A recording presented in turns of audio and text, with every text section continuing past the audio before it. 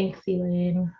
Well, welcome everyone. It's a small group, but I think that's really nice given the topic today. It'll mean that we can, really dig in and explore this idea that Marcia and I have been munching on for a while around, the idea of a good facilitator, and especially in the context of honoring lived and living experience. Um, yeah, just of coming from historically excluded groups, especially. My name is Zariah, and my pronouns are she, her, they.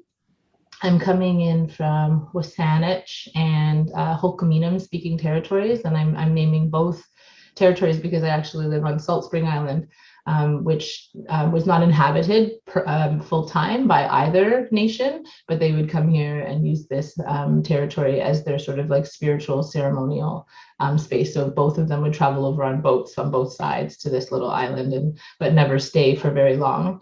And so that's an interesting it's an interesting piece of knowledge to know about the way that settlers have now set up here and decided that we will live here full time. And there's all kinds of thinking around what that means, and even the way that it continues to be quite a transient place and people have a really tough time rooting here, even myself.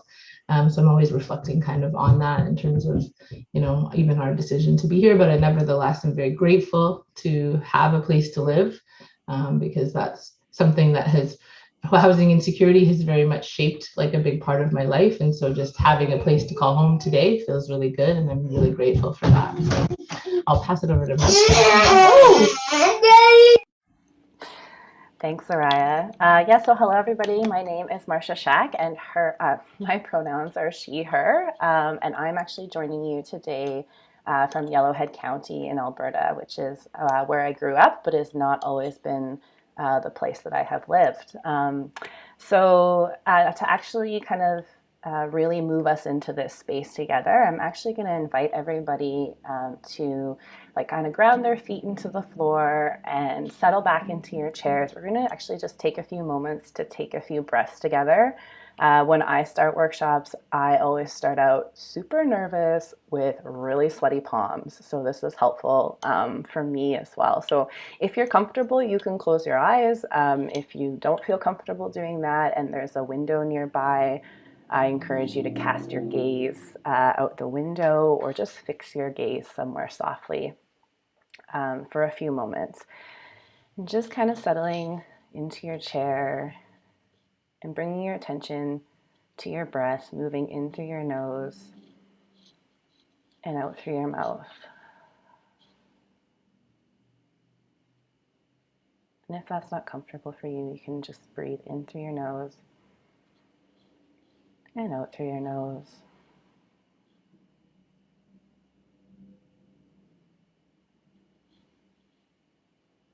So this is a really relaxing way to breathe.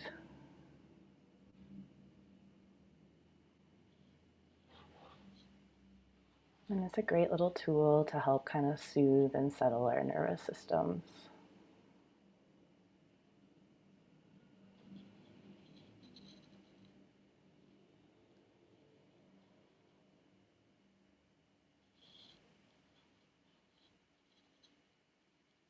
And as you're sitting there breathing in through your nose and out through your mouth, I want you to just bring your awareness to wherever you are right now. Because wherever you are right now, you're on Indigenous land. Perhaps you're there by choice or live on land stewarded by your family since the beginning of memory. Perhaps you've been displaced by war, slavery, colonization, or greed. Some of your ancestors may have come with fear in their hearts in search of freedom. Others may have left by force. Whatever your story, I invite you to take time to acknowledge the history of the humans who cared for this land on which you learn, love, and play. And today, as I said, I'm joining you from Yellowhead County in Alberta. which is the traditional and ancestral hunting, gathering, and trading roots of the Otimiskwak, which is Métis, Nehewak, Dene, Stony Nakota, Ojibwe, and Siksikapi, which is the nations of the Blackfoot Confederacy.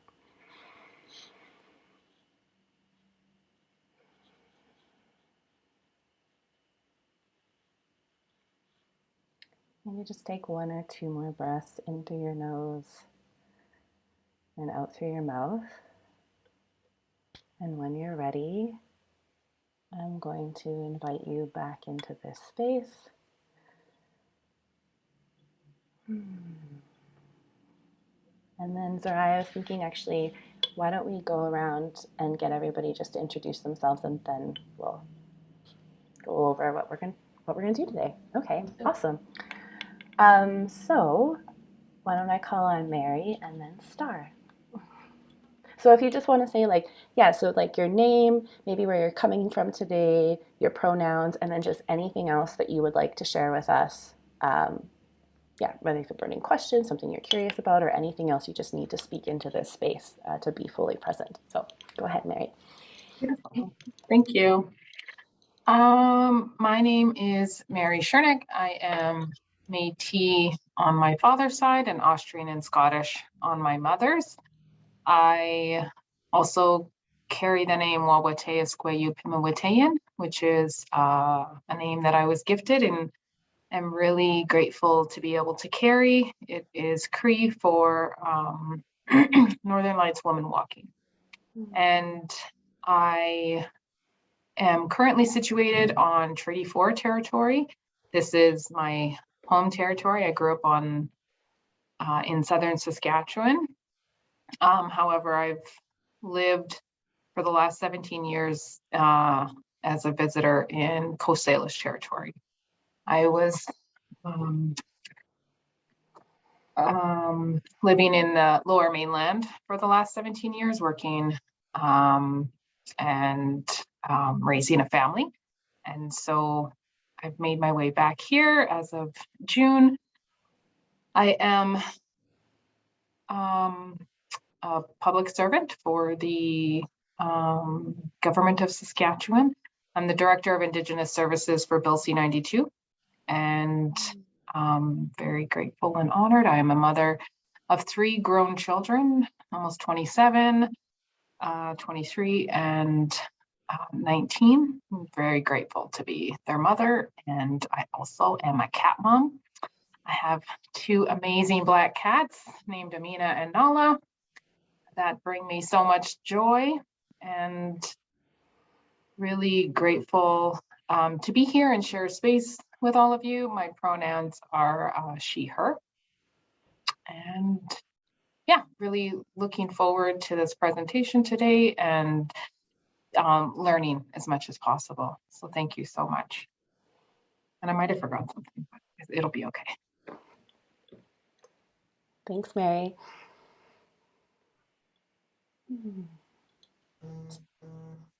Hi, my name is Star, and I am in my apartment in Montreal or Jojoge, which was governed by Haudenosaunee Great Law for a very, very long time, but is also land that was traditionally shared with Cree, Innu, and Anishinaabe communities and nations. I am the executive director of a nonprofit that provides supportive independent living for people that are diagnosed with severe mental illness. I keep trying to find a better way to say that because it seems very clunky, but it's been some time now and I haven't figured that one out. What else can I say? I don't know, everybody did such good introductions and I was not prepared. I get really nervous when describing myself because I feel like it's, I feel like a little bit an introduction is like a dam. And if I poke a little bit of a hole in it for, to kind of for respectability politics, I'm afraid that the whole dam's going to fall down. So I think that that's the most honest thing that I can say about myself right now. Glad to be here, guys. Nice to meet you, Star. Thank you for being here. Right. Elaine.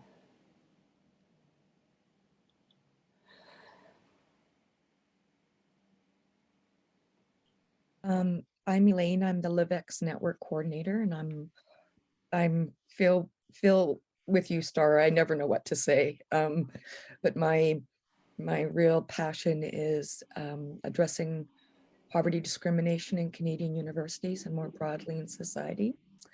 Because Canada is the only Commonwealth nation that doesn't do anything to attract and support students from poverty in Canadian universities. So I'm just really grateful that both Zaraya and Marsha, you're here to teach us today, and I'm really excited. And I am on the Lekwungen territory, which is Victoria, British Columbia, where I've been, I guess, for 5 years. But originally I moved here from Edmonton, Treaty 6 territory. And Chelsea and I have been, how long have we known each other, Chelsea? Probably since the first year of my PhD, right? So probably I'd say we're going into our 4th year maybe now. We've been here for 5 and I'd say 4 years now.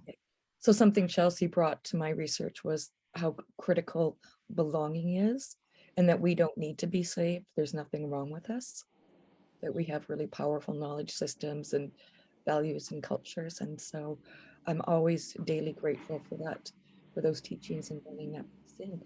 And there, I'll just mute myself. Thank you, Elaine. Right.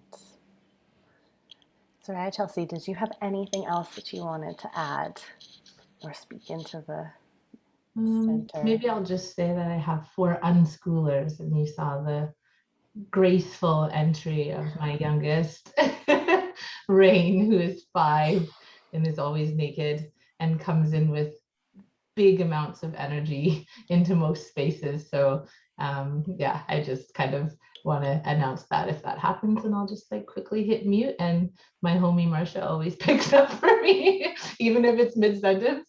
So yeah, for anyone who doesn't know what unschooling is, we just basically said no to the school system as an act of liberatory sort of justice for myself, knowing that it was a system that greatly harmed me and interacted a lot with things that shaped my life in all kinds of challenging ways until I was able to get the opportunity to look at it. And so it's been a big act of sort of decolonization for our family to say, we don't actually need what you have to offer.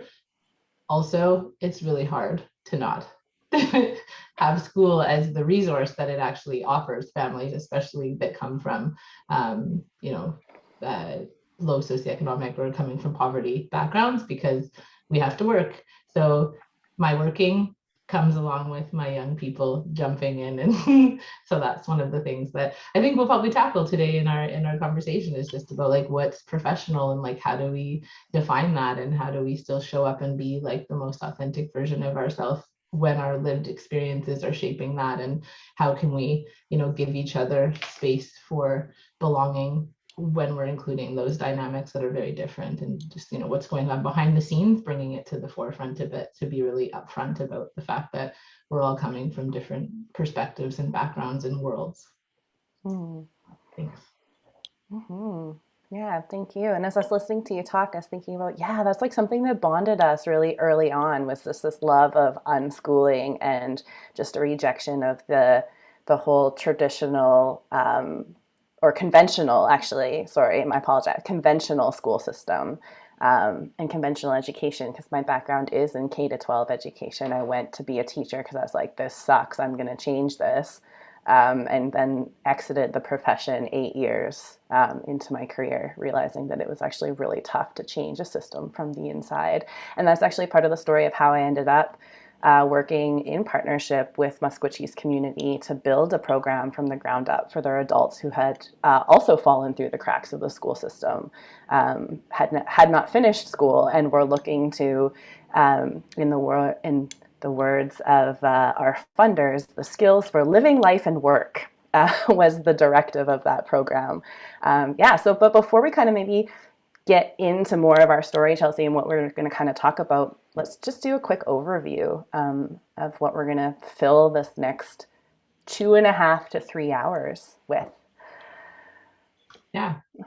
Hey. So I think what Marcia and I are hoping to have unfold today is more of a conversation, definitely, and an interaction with our stories and the ways that we kind of came together and met a little over a year ago, and how we were coming from, quite differing sort of like social locations and even geographic locations, and yet we had this really quick, like, sort of kindred spiritness between us that was really influenced by the ways that Marcia had been working for an organization for 5 years, and I came in as a new facilitator, and she just instantly sort of took to the role of being a bridge builder between some of these like different worlds and perspectives and backgrounds. And I feel forever grateful for our relationship and for her willingness to do that work with me. And I think it was reciprocal in that, like, we were just constantly having these conversations about like,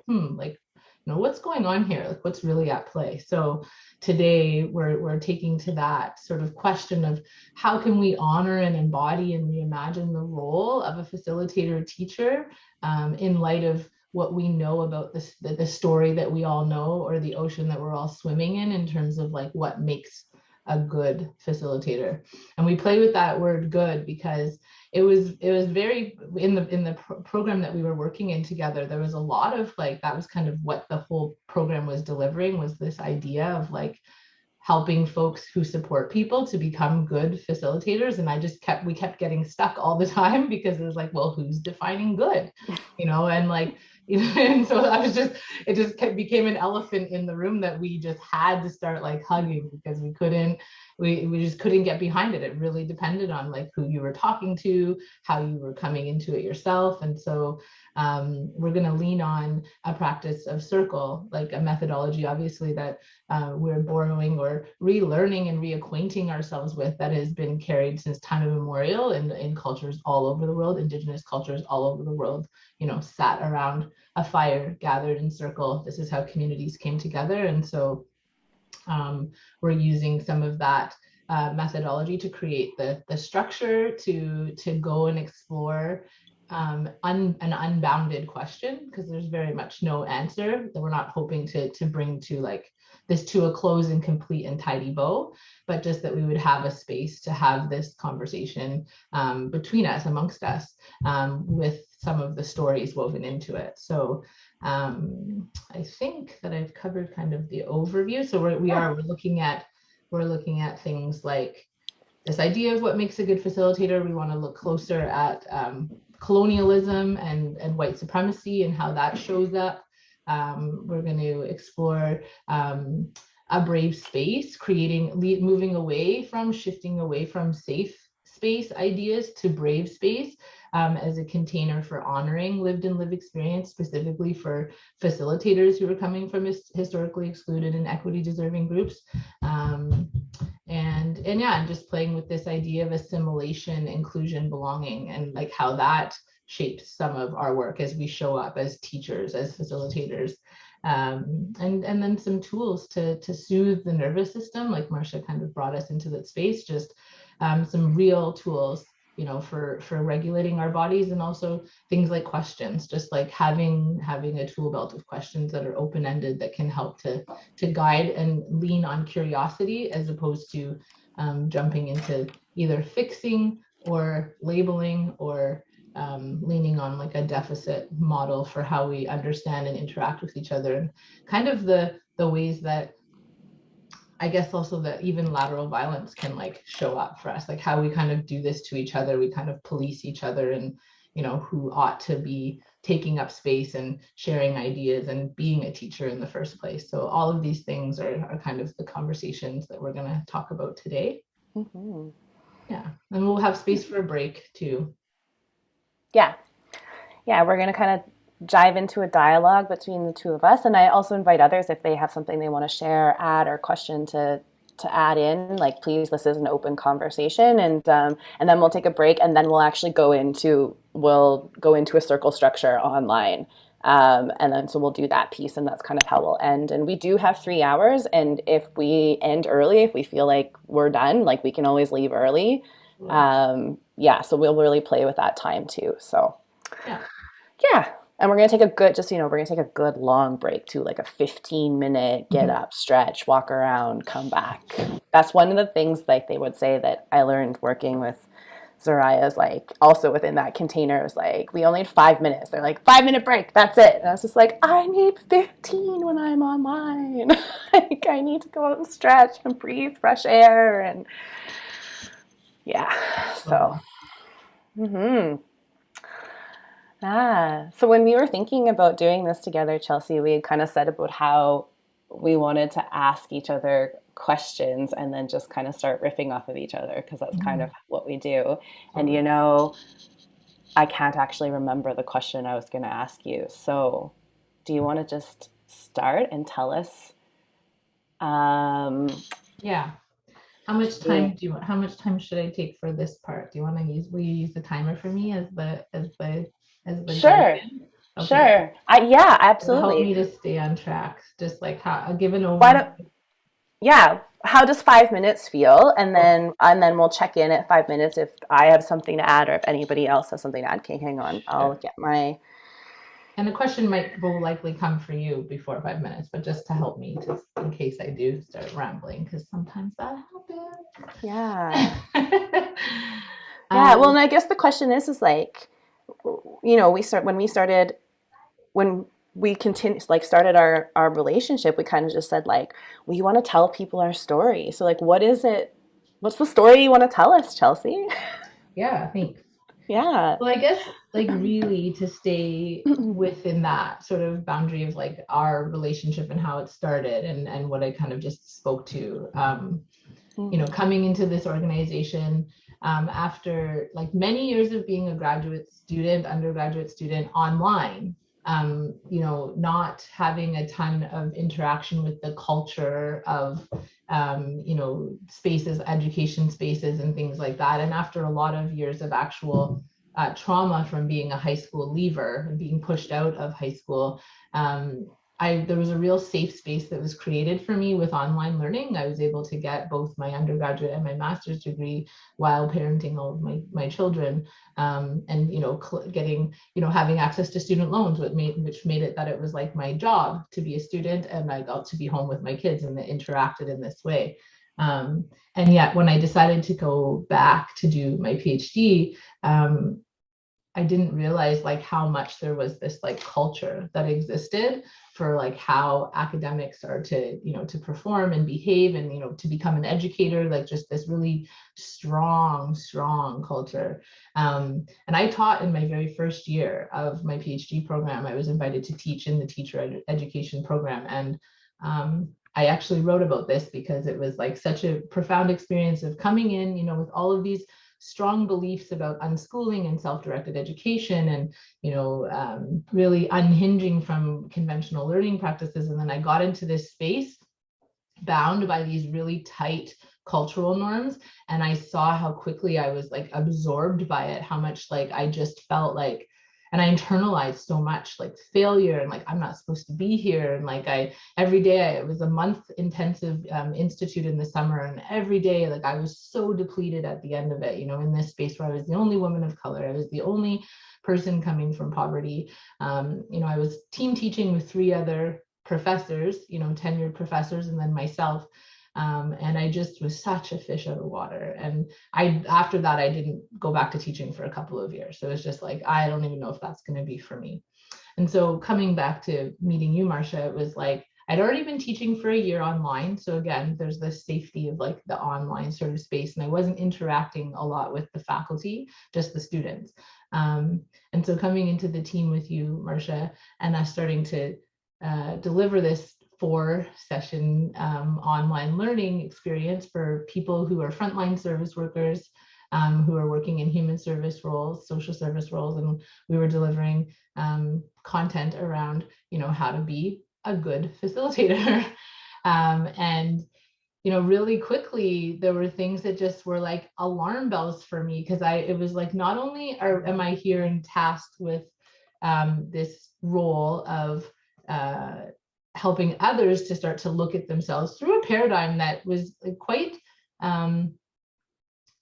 what's the word I'm looking for? It was the effort was to be very equity, like encompassing in terms of the language of the product and the packaging of the container. But every time I would go, I wouldn't feel like I was safe in this environment, even though I'm a person sort of guiding these conversations. And Marcia really quickly became somebody that I felt safe with, and was invited to Bravery to sort of speak to like what I was feeling was going wrong with this particular experience, because it was like, we're here ushering folks in the direction of thinking about the facilitation of working with equity seeking groups, and yet myself as an equity seeking facilitator didn't feel safe even inside that team. And so it was like really being like, we're not walking our talk.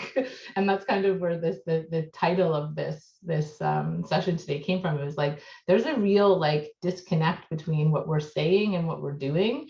And it became really strong for Marcia and I, just like from one week to the next, where we just kept feeling like we're not really truly seeing people through this strength-based lens that we're speaking about, from this holistic perspective, because we're not even seeing ourselves that way. And if we're not seeing ourselves that way, then how are we going to actually be helping others to see folks who are coming from places where it's even more difficult for them to see themselves in that way? So it became a question, right, Marcia, of like, and you were going back, maybe you want to speak to that, to like what was happening for you in terms of the expectations that you had.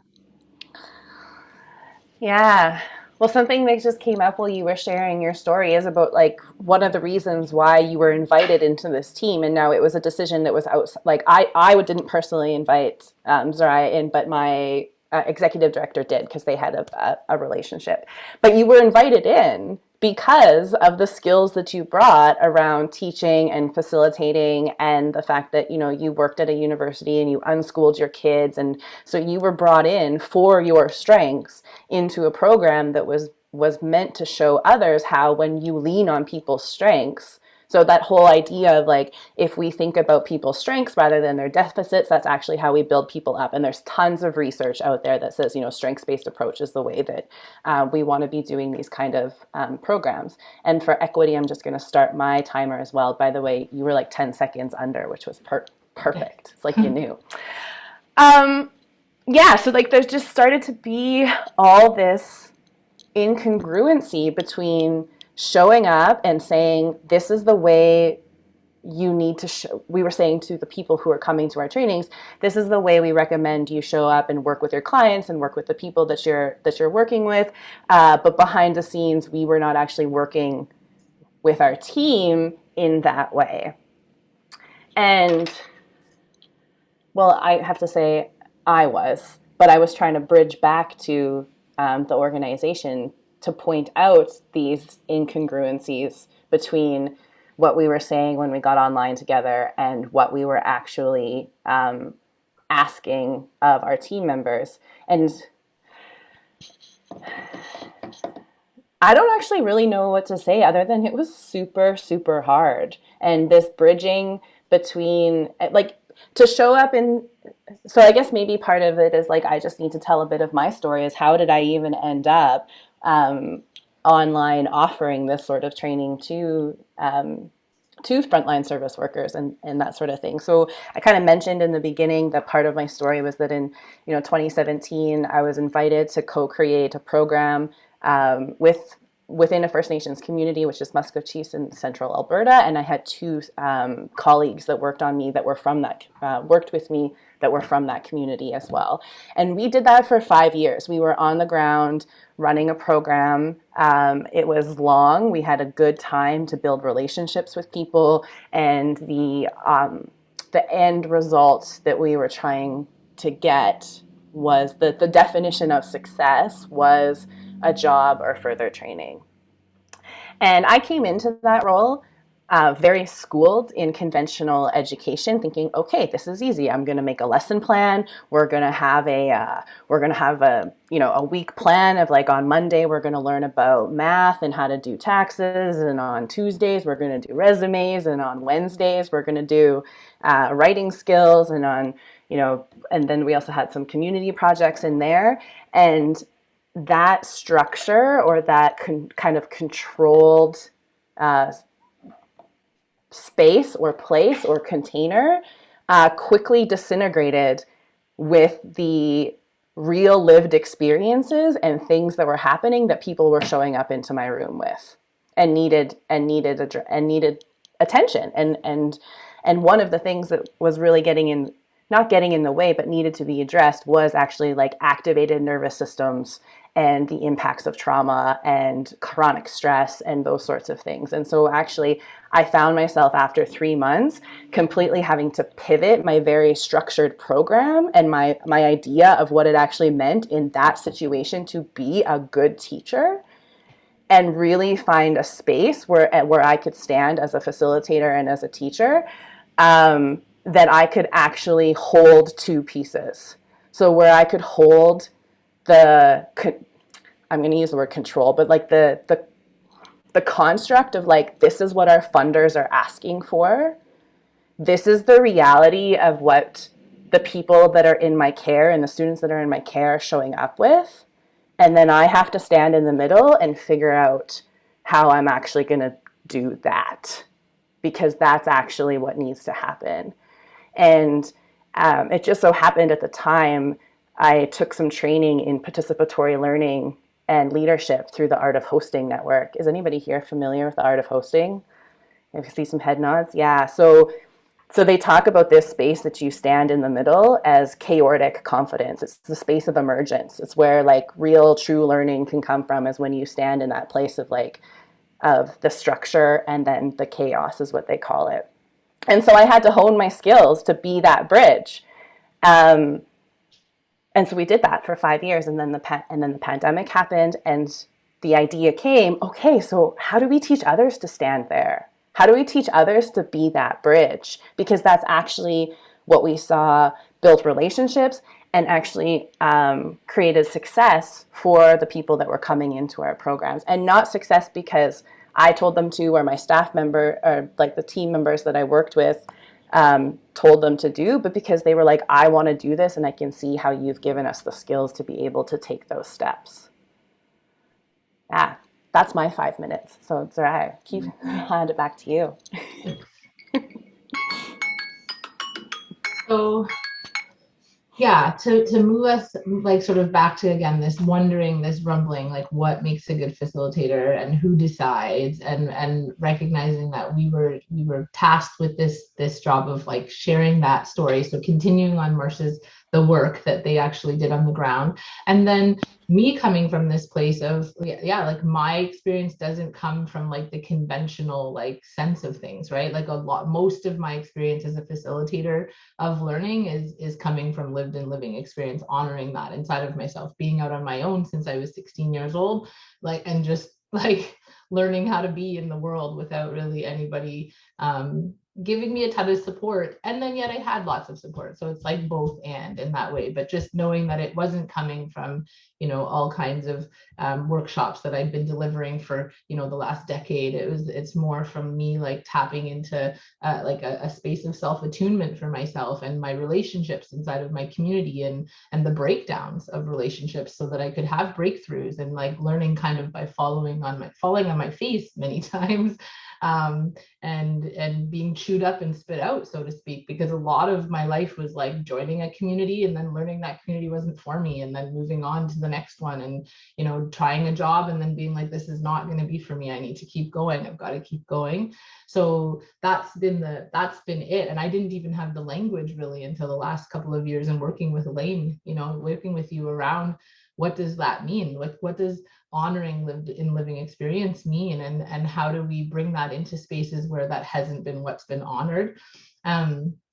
And there's this like complexity even inside of the layers of how we understand it that I've started to come to understand with, it seems a lot easier for folks who are in these helping, supporting roles to speak about lived and living experience when the community is really really extremely disenfranchised, or like there's a clear like hierarchy that like I'm here helping this community. And then when we move into spaces where now I am sharing in like a collegial way a space as somebody who's grounding my praxis from my lived and living experience, there's a lot less like tolerance and threshold for it. It's like there's a really strong push for assimilation that happens like once you get to a place where you've like kind of made it into the role where you're sharing it with other folks who maybe aren't leaning on their lived and living experience, even though we all are. Some folks are also leaning on their credentials and their, you know, their networks and like these kinds of things, whereas for me it's continued to be what I prioritize is actually the relationships that I've had and how that's shaped me as a person. And so what I'm actually going to share a link to a document, and I'm going to put it into the chat. So this white supremacy culture, it was written by Tima Okun, and it's been she wrote it many years ago, and this is now like been redone as of 2021.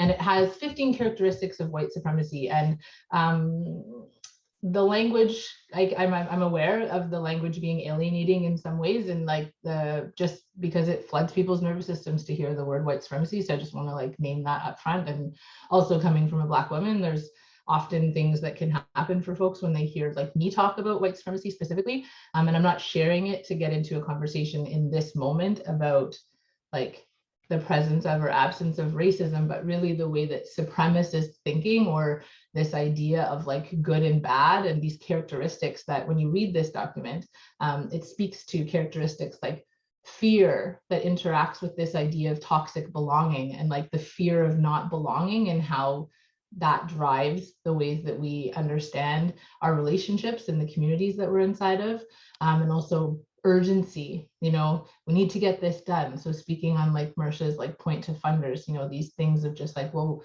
we've got this is what we have to do, so we need to do it this way. And you know, perfectionism comes right into that, and this idea of being qualified, you know, who's qualified and who determines what's what's a qualification. And so these were the kind, and there's several more that I can think of. I don't have the document open, but there's 15 anyways, and they all speak. Power hoarding is another one that I know that comes off the top of my head. But the ways that this supremacist thinking, this binary thinking, this you have to be this or this, and how it's really influenced my work and my experience as I'm moving into places that typically there hasn't been room for me to be, and trying to sit with this, like the tensions that come inside of like wanting to find a place of belonging for myself that's defined by myself, but also wanting to be seen in a community as belonging as well. Like, so it's like I need to believe that for myself, but also I feel the best when I'm in spaces where people are also saying you should be here just as you are,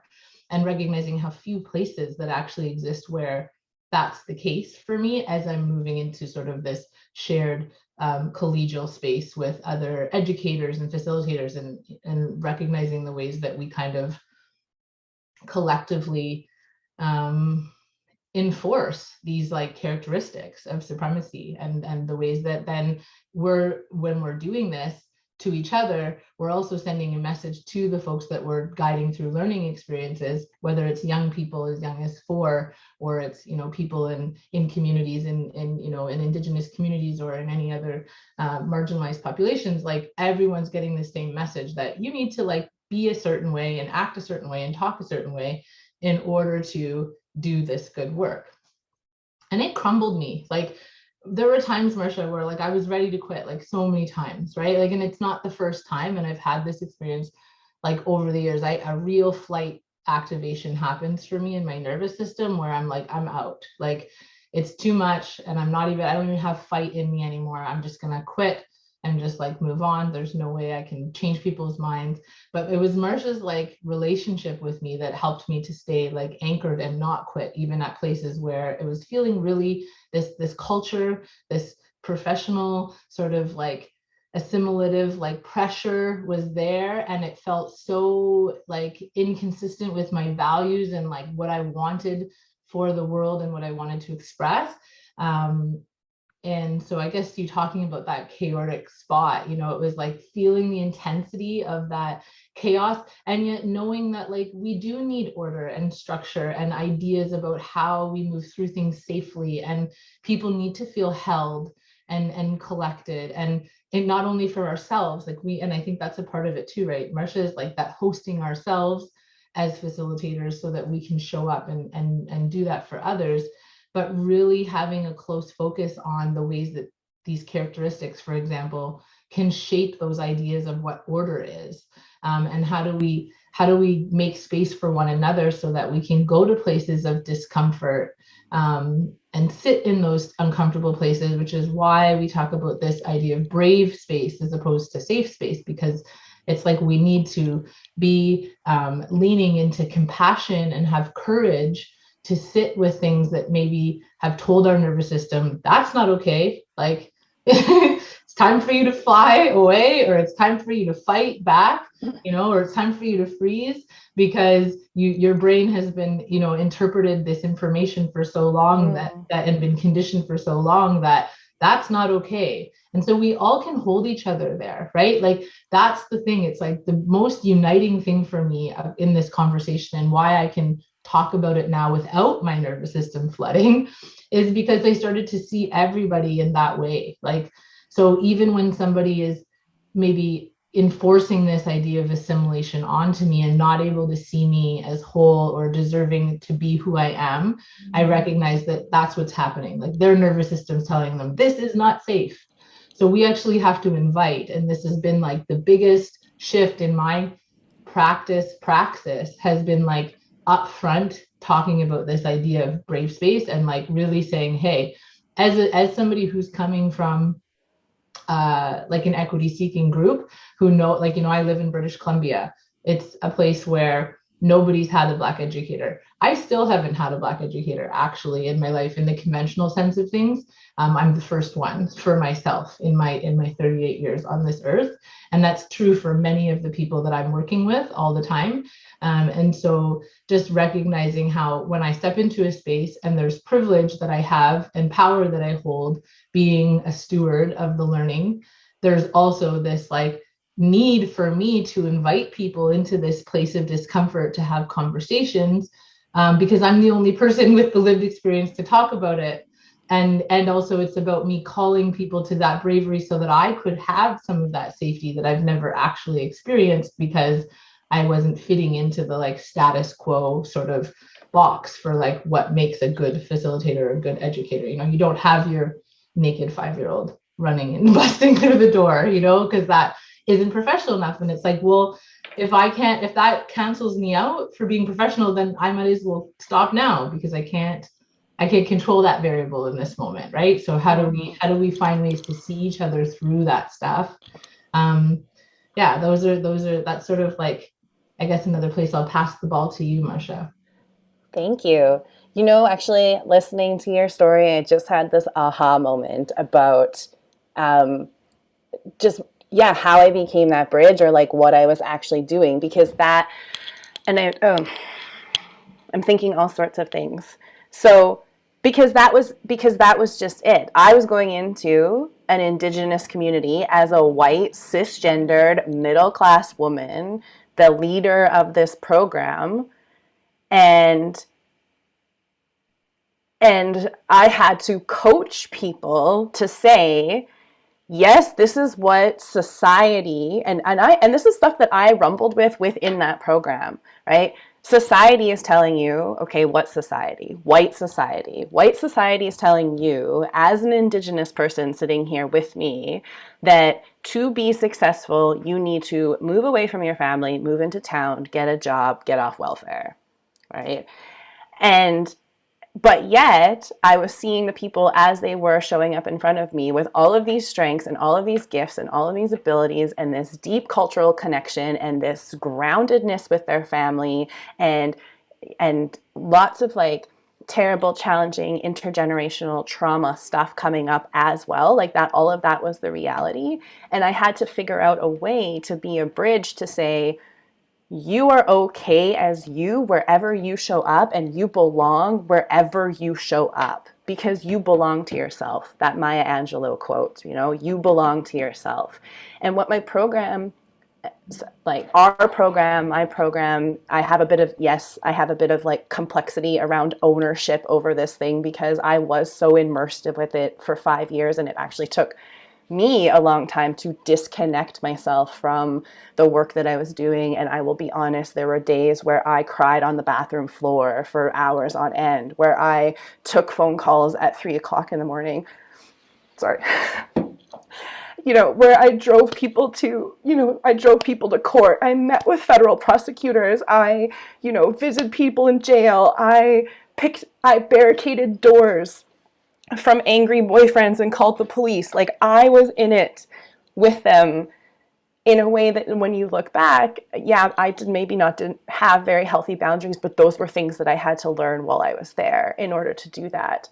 But I believed so much in the people that were standing in front of me, that they were people and they belonged to be there. They belonged, they should be there, and that they deserved whatever it is that they wanted to go after in their life. And that's really what the program kind of started pivoting around. It was like I just started asking these 3 questions.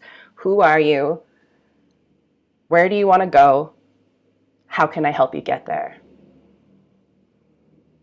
And just spending that time unpacking that for people and giving them tools to unpack that. And we're going to talk about a little bit later about tools to soothe your nervous system. That's where I really started diving into this mind-body connection and going, okay, how can we make ourselves feel safer in our bodies so that when we show up in spaces that we feel like we're unsafe or we don't feel like we belong, and this included me as well, because I was coming into situations where I didn't feel safe or like I belonged. I was a white woman walking onto a reserve. That was really tough. I carried a lot with me when I did that.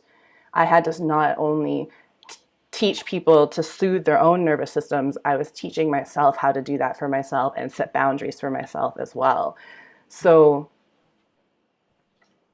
yeah, so just listening to your stories, Zoraia, made me realize that's what I was doing when I was on the ground doing that for people. So it was natural when I showed up in this online container to say, now let's tell other people how to do this. I just naturally did that for you too, because I was already building those skills to do that. And one of the things that really anchored me is this idea of the 4-fold practice.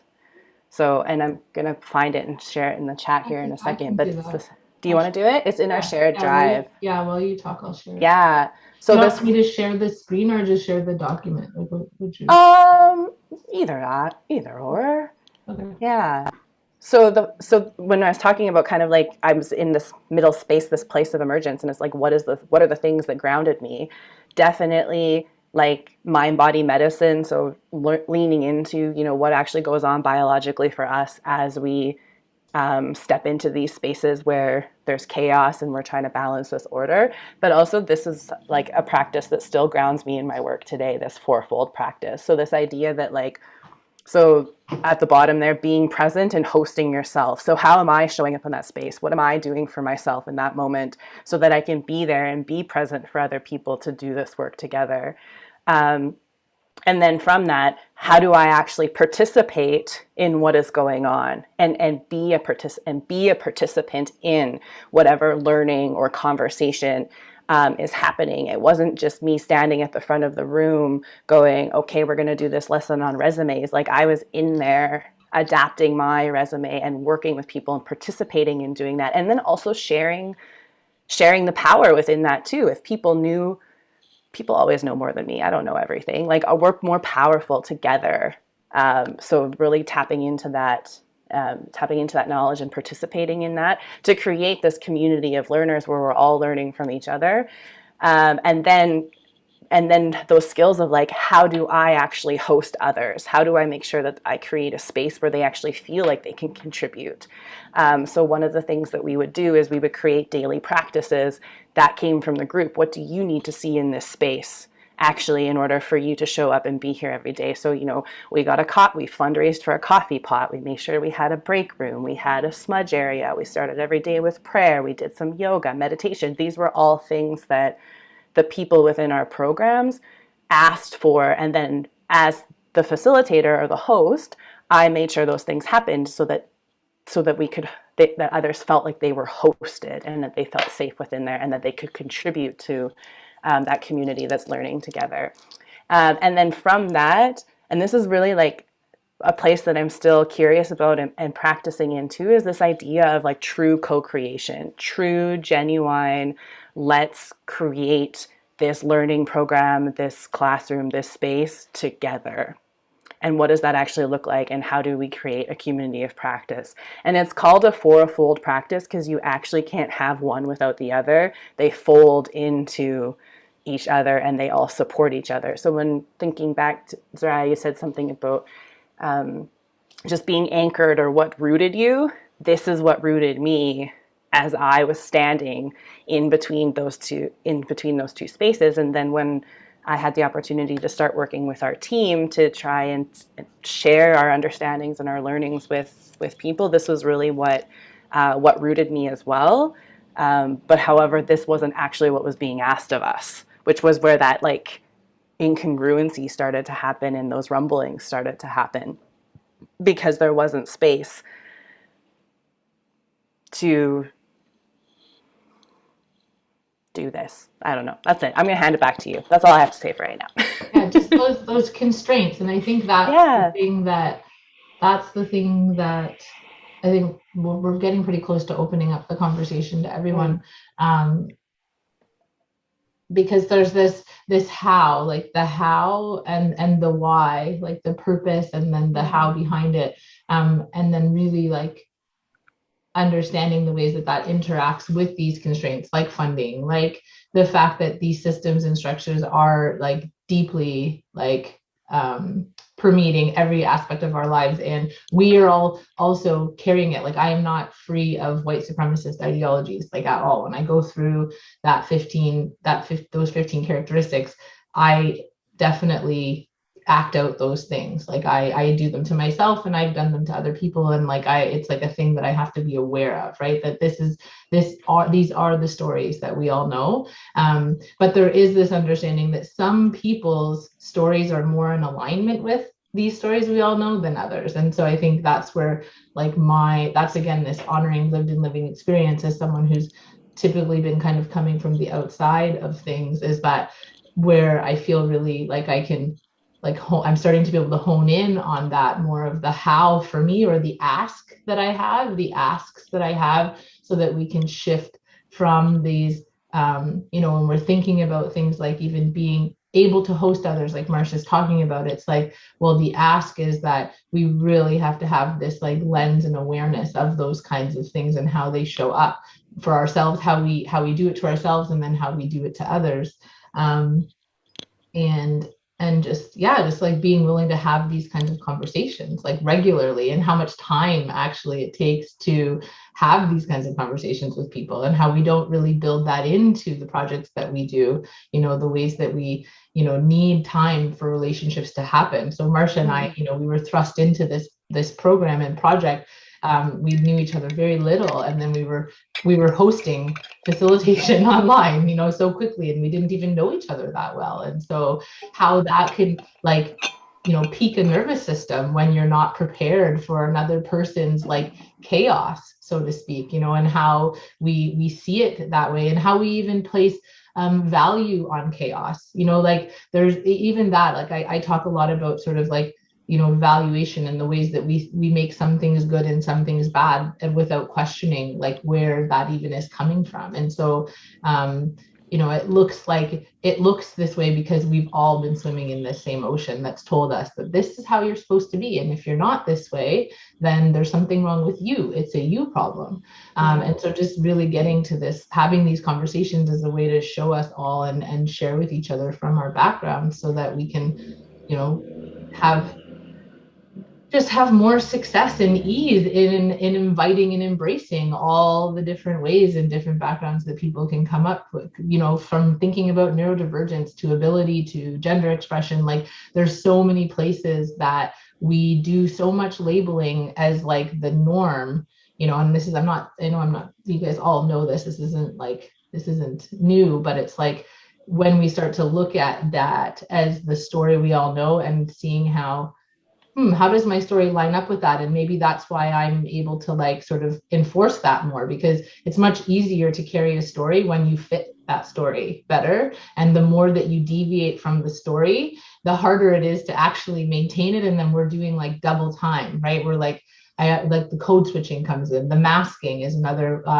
concept that's coming up a lot in neurodivergence communities about how, you know, especially women with neurodivergence, ADHD and autism, like how we, you know, we scan for safety for so long that we learn how to like do all of these things and perform all these things, even though it's not our natural way of like relating to people, but we get really, really good at it, to the point where, you know, I'm looking at all of this through this perspective and this lens of, you know, how supremacy shapes that masking, and then like how much like I'm maintaining that not only for myself but for other people, because of this nervous system safety that we need to feel. And so, yeah, I think, I don't know, without like circling around too much, I feel like this might be a good place, hey, Marcia, to sort of enter into circle, or maybe a break and then circle. Well, Unless I do want to circle around too, because I know you mentioned it in passing, and I'm doing double duty of listening to you and also thinking. But you mentioned about brave space, and I'm wondering if you just wanted to kind of circle back to that and just kind of unpack that a little bit more. Because like one of the things that, and I called you from a conference recently where we were talking about well, actually, we were talking about call-out culture and how what that does to our nervous systems, and it's actually something I've been really chewing over the last little bit. And like, what do we do instead, right, when we're trying to ask for something different, or somebody is being or behaving in a way that is like incongruent with our values, or maybe it's just like plain out racist or transphobic or something like that. And so anyway, we were having this conversation about calling in and calling out, and the host and the facilitator, who was also from a historically excluded group, said like, I never feel safe. I never feel safe walking into a space. And I quickly like and then she just kind of moved on. Like she said it, and then she just kind of moved on, and it just really stuck in my brain. So I ran outside and I called Soraya, and I was like, okay, I need you to help me unpack this. Tell me what this means in terms of like about people walking into spaces and never feeling safe, because I've been schooled to create safe spaces, and that's what we're trying to do as educators, is make sure that all of our learners feel safe when they show up here. And now I have somebody saying to me, they never feel safe when they show up. So can you talk just a little bit about like, yeah, safety, safer spaces, and then that place we're trying to get to, which is like the brave space, which is super uncomfortable, actually calling people out and calling people into conversations as well is a brave space and is uncomfortable. But yeah, I just kind of wanted to circle back to that before we take a break.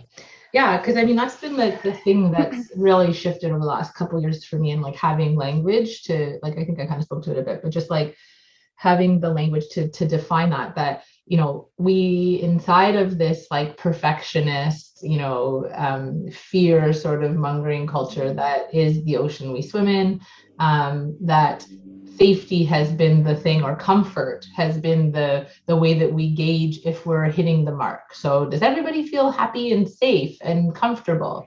But we weren't actually asking everybody that question, right? We were and then also, in particularly if we situate ourselves in the context of Canada, from what I hear from like the, you know, sort of like more collective macro, like sort of perspectives that Canadians have, is like, we're so polite and like we don't really talk about things up front, and how that's like meant for me, like as somebody growing up in a body where, you know, I grew up in a white suburb of Southern Ontario, and everybody talked to me in ways where they were like, oh, I didn't even notice that you were Black, say, for example. And like, that was like a compliment, you know, and like, so this colorblind sort of narrative that existed for me. And like, that was polite, right? Like that was, or what about something that we can probably all relate to is like, I grew up when, you know, if we saw someone who had Down syndrome, like you just didn't look at them. Like it was polite to just pretend like there was no difference, like just, you know, don't say anything either way. It's better just not to talk about it, rather than like giving children an understanding of like what the difference is and like what that person might need given that difference. So we just haven't had any practice from like our, you know, conventional schooling experiences, from our social conditioning to even sit with difference, which causes discomfort. So that ability to be like, I feel this thing, you know, and I'm going to notice it. And even if my body's saying just like, get out of there, or my body's saying like, let's, you know, stop that thing from making me feel uncomfortable, which we can use with power. It's like really being able to like lean into that. So that's how I see brave space, is like really taking ownership over these feelings of discomfort that are natural, and we're all coming from different places with how we're going to feel uncomfortable. So depending on your, you know, your social location and like your background and your lived experiences. So that really also speaks to how, you know, this idea of lived and living experience, like we all actually have lived and living experience that we're using to categorize, to form our judgments, to make our understandings and like make sense, our meaning making of the world. But we lean on this like constructed story to guide like which lived experiences are the ones of value, or the ones that get to take precedence, or actually make the, you know, set the container for what is the safety or comfort. And so that idea of not feeling safe, I mean, yeah, that's for me a no-brainer. Like I never, and even though I never had like, I wasn't feeling in threat of like physical violence my whole life, I lived in a really safe, nice,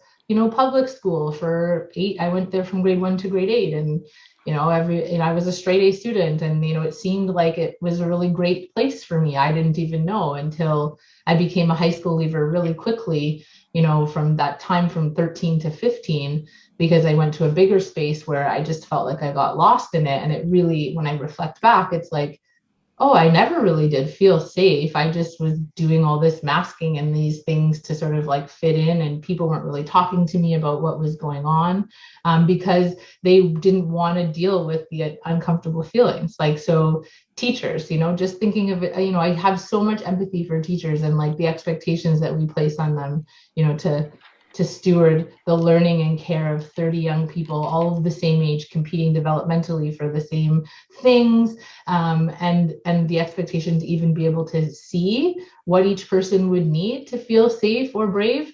Like I have 4 kids and I barely can do that like in a day, and I'm coming from a place of like quite a lot of attunement to it because I've committed to this.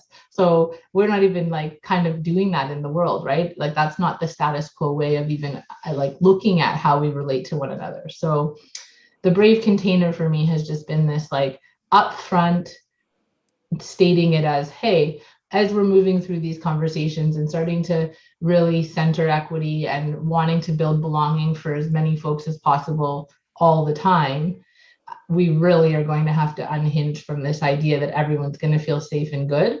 And, you know, this idea of like calling in and calling out, it's like, yeah, to be able to, for me to feel like that I have safety enough, or I can lean on my bravery enough to say when something's not feeling right, which I had to do a lot with Marcia while we were working together, like about the organization. It wasn't her in particular, but just the ways that the role was making me feel, and Marcia's ability to stand in and be like, well, this feels uncomfortable because like I know that my higher ups want things this way, and yet I know that like this is what Zariah and I need to like do this work.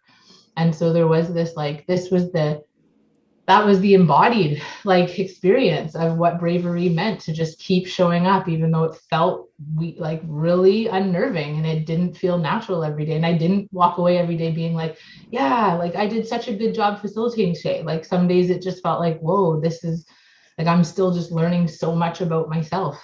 So just even that bravery to step out of our own comfort zone enough. It's like, yeah, it's an invitation, I guess. Like brave space is just an invitation to lean in, even though our nervous system may be picking up on some kind of like inconsistency or even perceived threat. And what happens when we can get through that? What happens when we actually, even coming from very different walks of life, can just be willing, just have a willingness to step into this space and say, okay, I'm gonna hear this. I'm gonna sit with this. Um, it's been really helpful. It's been really supportive for me, and it's helped me in setting containers in places where I am coming in as the minority, and knowing that and kind of like naming it up front, not as like a finger pointing or like, because we know the way that shame and blame interact for people, it just freaks people's nervous systems out. So there's a lot of things that come from some of the ways that, like, even that social justice work has been taken up over the last decade or two, that started to even feel not right for me, like being in this kind of like hybrid experience body that I have. I'm half white, half black, like so polarized right inside of that like existence, and living, coming from poverty, but also having like middle class family and doing work in places that are predominantly middle class. Just all of these places where it doesn't matter which identity I'm. If I lean on one too much, it just doesn't feel right. And so needing to like find ways to sort of trouble that and know that shame, because even if I'm leaning on this side of my identity, I know they don't like it. And then I go to this side and they don't like it either. So that's not the answer. The answer is, how do we show up and have these like, how do we hold space for each other to have really difficult conversations and find commonalities through the differences? And I've found that this like working with Brave Space is a way to do that, to ask questions about what is mattering most to a group of people, as opposed to assuming that they're coming from this bias laden deficit place. Because an old version of me did that a lot through my understanding, as I was starting to become conscious of the ways that poverty was affecting me, and being a woman and being black, and like what that meant for my mom as a single mom. And like I had a lot of anger and a lot of pain and a lot of places that I wanted to like put that, of like, this system has harmed me for so long and everyone needs to like know that.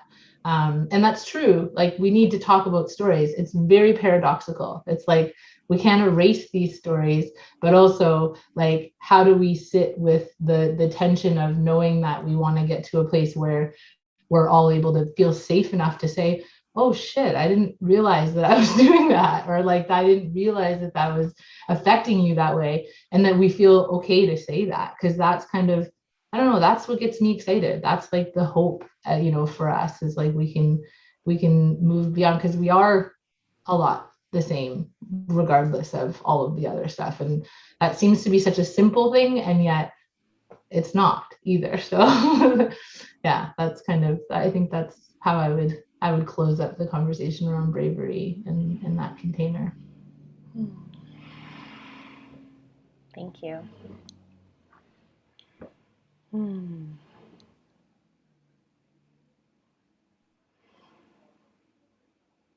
Well, I feel ready for a break. How's everybody else feel? Yeah? Time for a break. Yeah, time for a break. Yeah. And then hopefully conversations we can have. Yeah. So, Yeah. So we'll,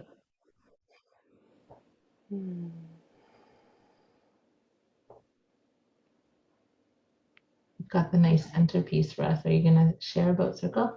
yeah, I am. Thanks for noticing. Yeah, so if there was a bigger group, you can actually click and drag the picture around and actually put the center at the center. So just a little, I guess,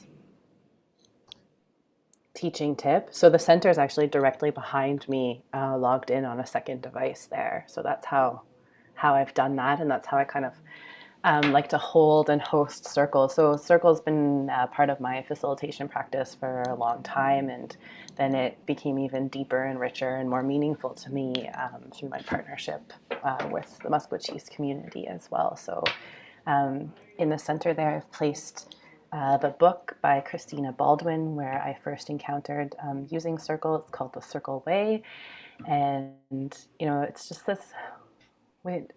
this amazing, wonderful tool that has really helped me to really gather the collective wisdom within within a group. And as somebody who came from a conventional teaching background, shift the power within the room as well, and giving that over to the others that are there, that are just as wise and just as knowledgeable as I am, and in many ways, in different ways than I am too. So you can see in the picture there, I've placed the 3 kind of agreements or 3 practices of circle. So we're just going to invite everybody in this space, to listen with attention, to, stay curious and to stay open, to speak with intention. So knowing that the impact of your words are impactful, and something I constantly have to remind myself is not just to speak for the sake of speaking, but to speak with intention. And then this idea of tending to the whole of the group. So knowing that what you say may impact what other people are bringing into the space as well, and just to be aware of that. And one more that I'm going to add is, and this is another one of the practices, is confidentiality. So anything that's said in circle stays in circle, and it doesn't mean you can't talk about your own experience, but we just ask that you don't talk about each other. And we'll see if I did a good job of, can I reach all the way across my office with my headphones? So Elaine, can you see the tile that says the center? And she just posted that post-it. Do you have that? So we'll add confidentiality into the center there as well. Just something else I'd like to note about the. Sorry, Michelle. Yeah, go ahead. Elaine's just that she's not seeing the center piece. Maybe can you expand your gallery view? Yeah, if you put it on gallery view, can you see a picture of a plant and a book and a. Yeah. Great. Yeah, and you can actually click and drag that picture around. So when you're actually working with a larger group too, I just learned this recently, and you want to center somebody's story or lived experience, you can actually click and drag them to the center of the gallery. So they're actually in the middle, sort of the. Zoom hasn't quite gotten the circle shape yet, but you can kind of put them in the center to kind of center their story as well. So. And the center is that really important piece of circle, right? It's the piece that we speak into. If we were in a physical space, we'd be sitting next to each other. So we're speaking into the center rather than side to side next to each other. And it kind of holds that energy and holds us together as we're sitting across and on the outside of the rim. So just a couple other notes about circle practice. We are going to use a listening piece or a talking piece. I tend to carry one with me and just hold it when I'm talking. And then when you're ready to pass, you just say, and I pass the talking piece. And then we know that your turn is finished. And when you're ready to start your turn, you can say, I'll pick up the talking piece. And we're going to try and do 3 rounds. We'll see how we feel of just passing it around. And then we might also take an opportunity to just place it in the center, metaphorically, and then whoever feels called to pick it up will do that as well. So just using some verbal cues for the listening piece. I'm also going to ring a bell to start, to kind of bring us into this space. Circle starts and ends, so we're going to use a bell to do that. And I'm also going to read a poem 2 times through to open us up. And then I'm going to step aside in metaphorically and be the guardian of the space, and Chelsea is actually going to be the host, and we're just going to hold each other in that. And my role as guardian is to kind of watch the energy of the group. I have the bell, so if I feel like we need to bring it to a pause, or we need to just kind of have a moment to absorb what's being said, or even to redirect conversation, that's what the bell is for. And anybody at any time can actually ask me as the guardian to ring a bell for a pause, or even to redirect us as well. And so within my practice, I always like I say, I don't like to work alone. So there's always 2 of us, 1 host and 1 guardian. So with that, I am going to ring the bell. And I'm going to ring it twice, and then I'm going to read the poem twice, and then Chelsea's going to get us to start. So here we go. All right.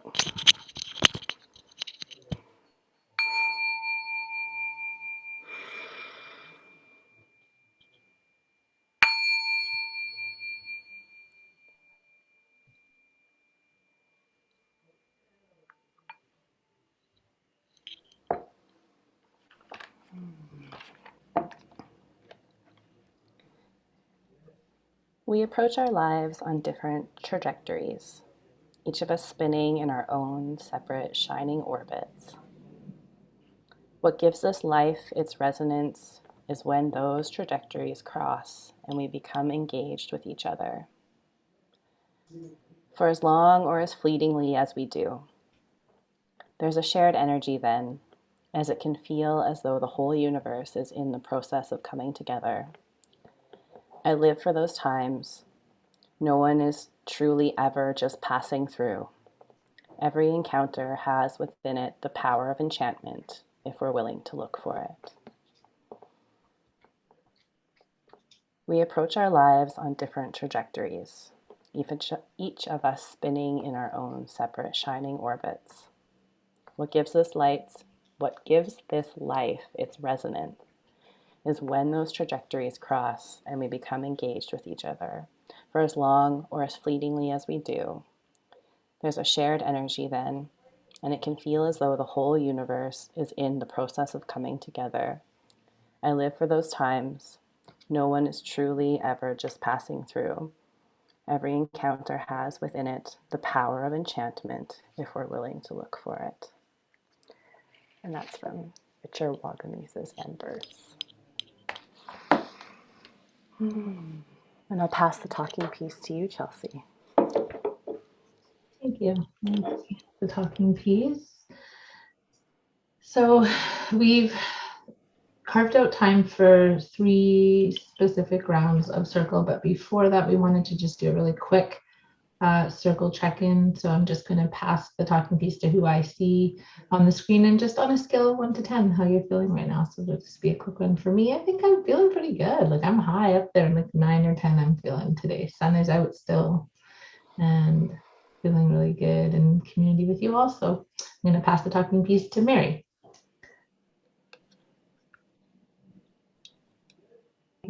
Thank you. On a scale of 1 to 10, I'm probably, well, I'm going to Jamaica tomorrow, so I'm probably a 9. Nice. I will pass to Elaine. Thank you, Mary. I feel really great about what I'm learning, but I've got some horrible anxiety today, so I don't know where I am on the scale. And I'll pass it to Star.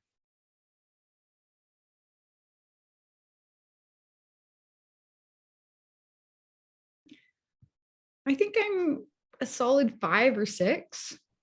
I think that's a good, I always really struggle with the numerical.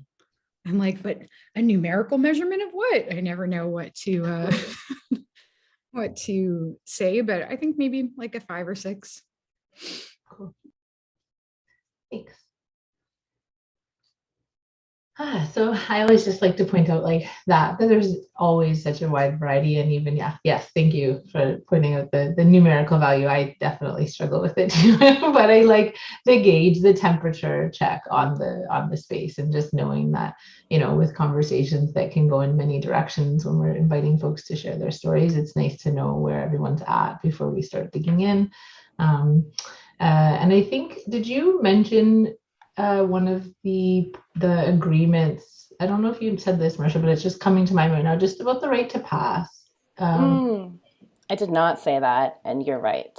Yes. Yeah, so just like that right to pass, and just like overall consent. Like, so this is a small group. There's only the 5 of us here, and so just recognizing there's like an even like higher degree of intimacy, like just because it's just the 5 of us, and so just wanting to really like remind each of us that we do have that consent, extending beyond even passing speaking, but even passing on like what's happening. Like if it's feeling like too much, or we're going somewhere that doesn't feel good, then you know, just letting myself or Marsha know, or just putting on your screen, like just, you know, turning off your video for a moment or anything like that. I think we could all understand that to be that we're just like taking space for a moment, or so just really wanting each of us to prioritize like our wellness in this moment, and like knowing, you know, if you aren't feeling super up to a part of the discussion, that's totally okay. And that's a really, really important piece with circle, is just that people feel like they can say if they don't want to participate.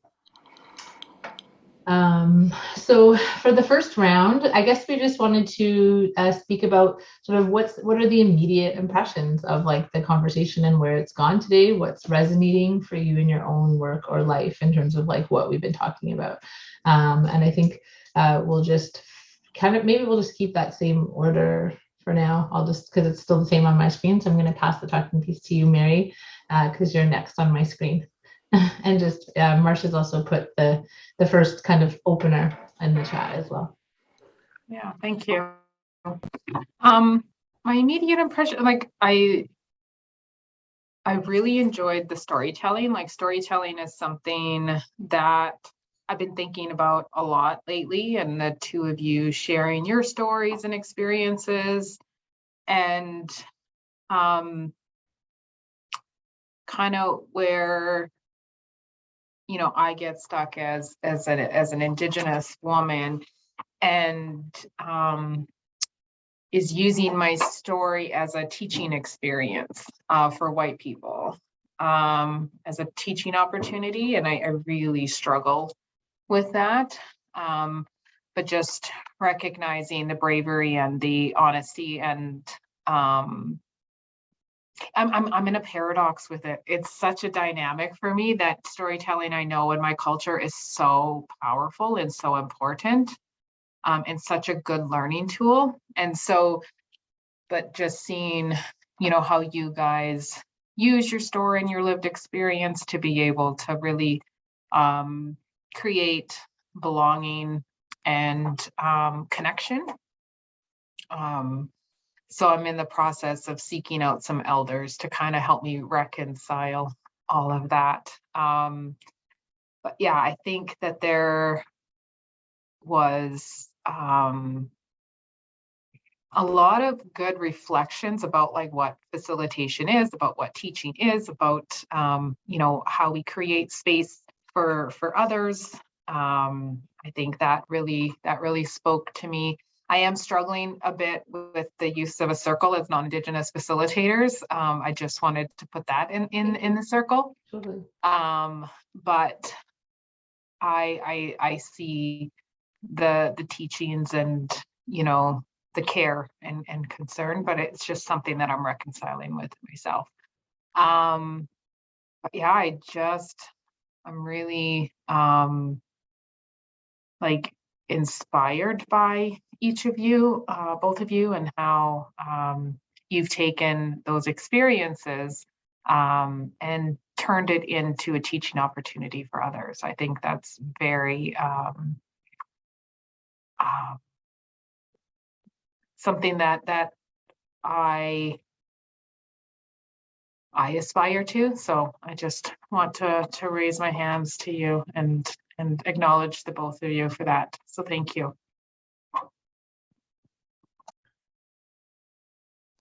So yeah, Elaine.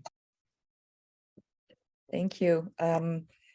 So moving from safe to brave spaces is something new to me that I haven't worked with before. And I'm looking at the circle, and one of the things, I was interviewed about my research a while ago, and I absolutely traumatized the person because the topic is so heavy. And so because it was online, I find it much more difficult to read body language. And it's something where I need to do a lot of work to all the cues and to think about trauma-informed storytelling, which was our last workshop, and how I show up and share this hard stuff. And I had never thought about that I could actually traumatize myself in my storytelling. And that's not my intention, but that can happen. And Chelsea knows this is all stuff I'm struggling to learn or grappling with or am learning. So, Star.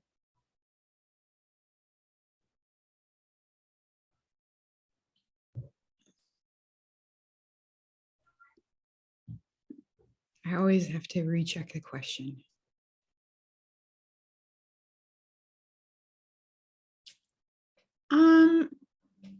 I think my immediate impressions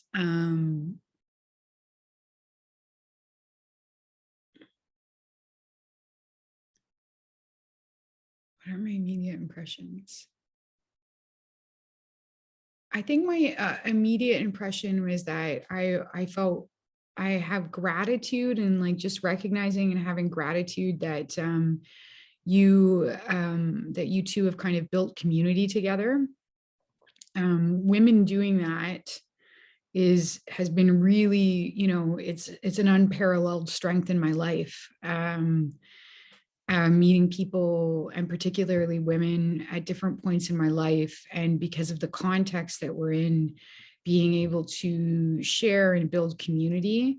As a young mother, that was really important. Different communities that I participated in when I was younger, that was really important. It remains really important today.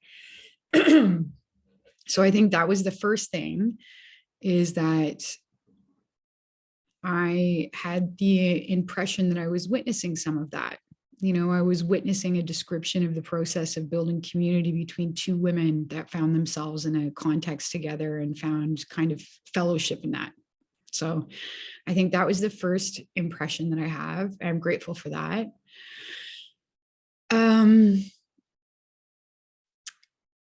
I always, I'm always, when I'm in spaces, trying to kind of mitigate my presence in that space between how I'm processing information that's coming in and what's happening. So I guess it would be the tending to the whole.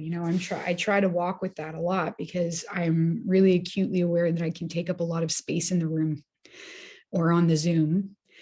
And so it's constantly me, my mind being like, you need to ask what they mean by that. You need to ask what the definition of that is. You need to, like, the pursuit of that. It's really tenacious inside of me, and always wanting to stop and ask for more. And I need to understand more, and I need to understand why. And when you use that term, how do you mean it? And so it was another impression of me that I think, because I could recognize the community that was built between two women, it helped to really ameliorate that and just stay present to the storytelling, which I really appreciated. And then I guess too, also what Mary said there, I had some feelings entering into Circle where I was kind of like, where I am where I live now is Haudenosaunee. And even within the Haudenosaunee Confederacy, they have different protocols for different types of circle practice. And they can be very, like, I've had a lot of experience where it's really been asserted, so, but I also try to reflect on that in moments like this. It's always so important to me to be place-based in the things that I do a lot of the time in my life. But I also am always trying to reflect on, there's this great Black activist. She's on Instagram, Monique Melton. And one of her posts, she said, perfectionism is just white supremacy by another name. So I'm always trying to ask questions and stay curious when I'm in a space where I'm like, I'm not being the perfect anti-racist. I'm not being the perfect settler. I'm like, what is this discomfort? Am I really in a moment of discomfort because I have questions about whether or not this aligns with the way circle practice has been shared by me? Or is it because I want to demonstrate innocence, by saying that? And so I guess those are my first impressions.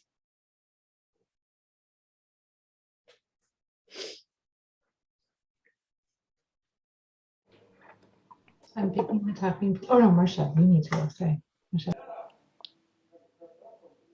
Thanks, Chelsea. I'll pick up the talking piece.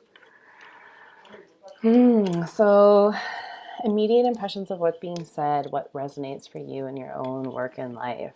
Yeah, so the piece that Mary brought forward about, like, storytelling,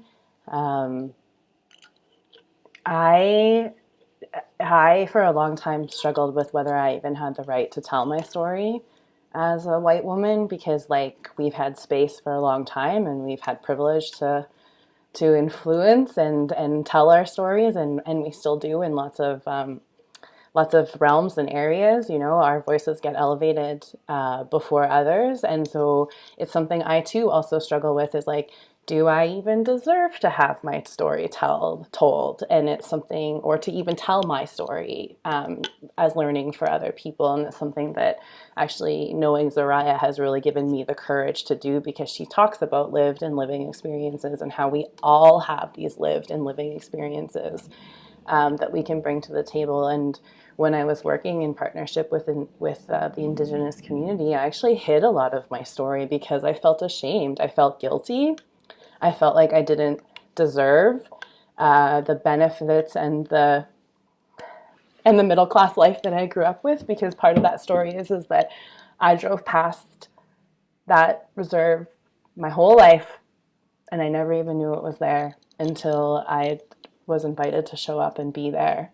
And so I really grappled with a lot of that. And part of that grappling too was when we started when I started facilitating outside of Musquashies, was also bringing forward circle. It was also Zariah who said to me, no, this is part of your facilitation practice. It's something that you do and you need to bring it forward. And I'm like, but is it appropriation? Am I doing the right thing? Even though it was taught to me and brought to me through a different avenue. Like, so I was gifted this book by Christina Baldwin. That's how I learned about it.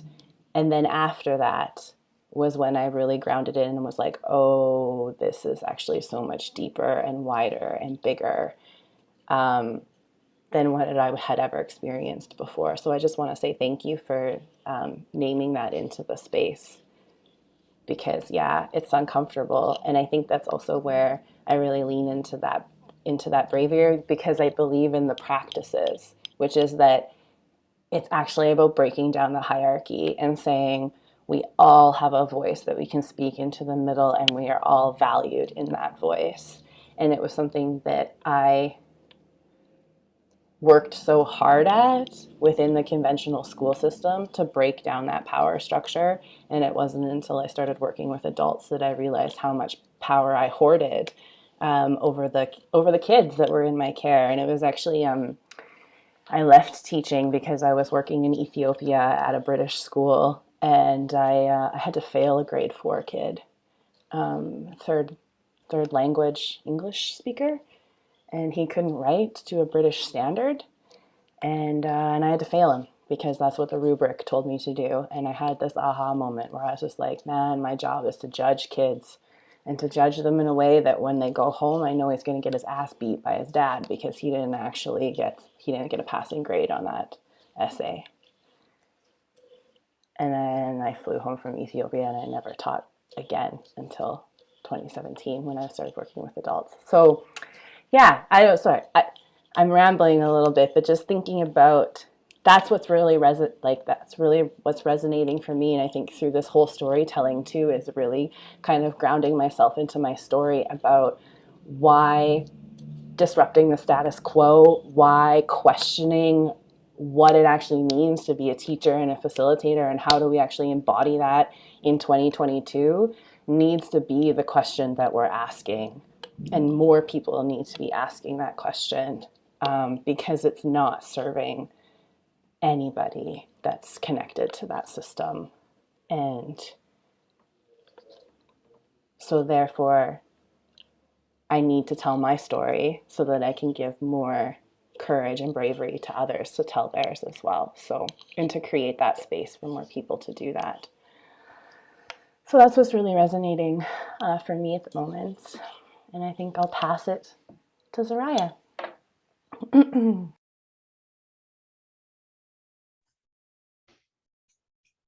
Thanks, Marsha. I guess I wanted to point out one of the things that, from my understanding, because I've been in a couple of different communities that have been using circle in different ways, and one is guided by an elder, Barb White from Comox region, and we do working with folks who are lived in living experience of the toxic drug crisis in the Comox Valley, and we actually use circle leadership. It's a very cool research project where like the researchers and the people who with the lived experience are really working like alongside each other, we're paid the same rates, where like there's a lot of this like idea of equity, and it's actually held by Barb, and that was my first introduction to it. And then working with Marcia, she brought in the participatory learning circle, which is what we've kind of been leaning on in terms of like our practice and how we're bringing it to this group. And we can even share that if you wanted, Marcia. Is that, I think that document is there. But definitely not lost on us, and thank you, Mary, for bringing that to our attention. And the reason that I didn't speak directly to it when you said it is because one of the other practices that I've understood Circle to be is that it's not a conversation in that moment, it's just to share. So I just wanted to name that, because sometimes that's one of those things that's typical of our sort of Western sort of way of communicating, is that you respond instantly to it. And I know that's not for you, but because it's recorded and other folks might, I just was kind of saying that up front. So anyways, like, thank you very much for bringing that, both you and Star, to our attention. And it's definitely something that we've like, it's a real tension. I think it segues really nicely into round 2 of the conversation, and just in like what's possible if we bring more understanding and confidence to our stories. And it kind of speaks to what you were saying, Mary, and how we weave lived and living experience into our work in trauma aware ways, and in ways that are conscientious of how it ripples out. And the practice of Circle, the grounding of Circle, has helped me to do that in a way that doesn't feel so unbounded, where like people, it's like creating a cocoon for the diving in that has these principles grounded. And so I'm always looking for like different tools, other tools, finding ways to like, so I just, yeah, it's good to hear. And yeah, so I would just say that before I pass it, is that definitely having tools has been a part of how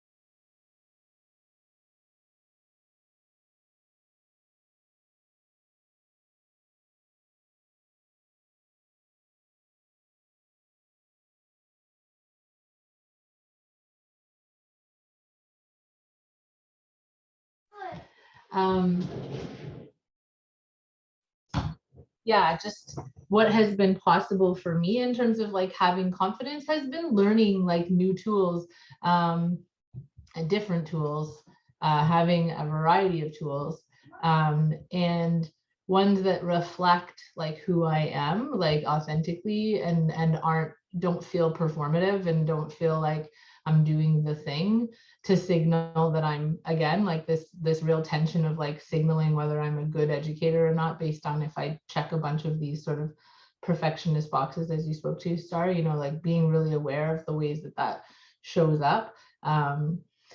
And all the places where I still have sticky points around it. But also just like really recognizing like how much different my body feels like now compared to like a year ago, when I'm like doing something like this, when one person, like Elaine, was one of the first people to ever invite me to be in a Zoom space and share a little bit of my story about 3 or 4 years ago, at LivEx through her shoestring initiative. And I was so scared. I was so scared, and like my body felt terrible, and I don't even know if I got out like most of what I hoped to get out, because I didn't have a ton of like the tools, and I was interacting in kind of as like an outsider in a space that didn't feel like a place that I came from. And even though I felt so strongly about my lived and living experience, I had to use like that masking, the code switching, the figuring out how to communicate, have a shared language. So this shared language idea too, not shared identity, but shared language is important. And then, Star, I love that you brought up just like the places that you wanted to like clarify, like, what is that? What do you mean when you say that?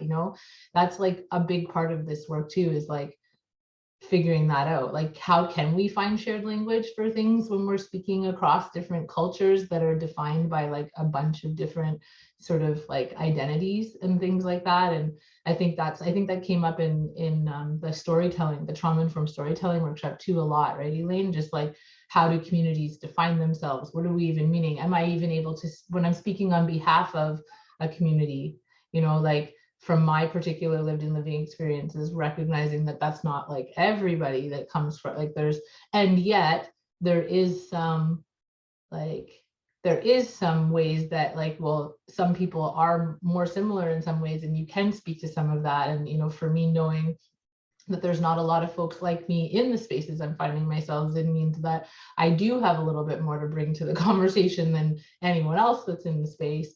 And so trying to find that balance between not trying to speak for on behalf of everyone, but also being like, well, this story that I've seen and sort of in my experience in my relationships that is not as in alignment with the story we all know about how folks live or how they ought to be. There are some themes that I can sort of show up with and speak to because I happen to find myself here by some string of, you know, paths that have brought me to this place. So I guess like, yeah, for me, it's just like self-attunement and also safety though, and relationships. Relationships has been everything. Like having a relationship with Elaine, like you're noticing, Star, like that community, having a relationship with Marcia, you know, that ability to create those paths that have made me feel like I can now come and show up and be a little bit more myself than I was yesterday.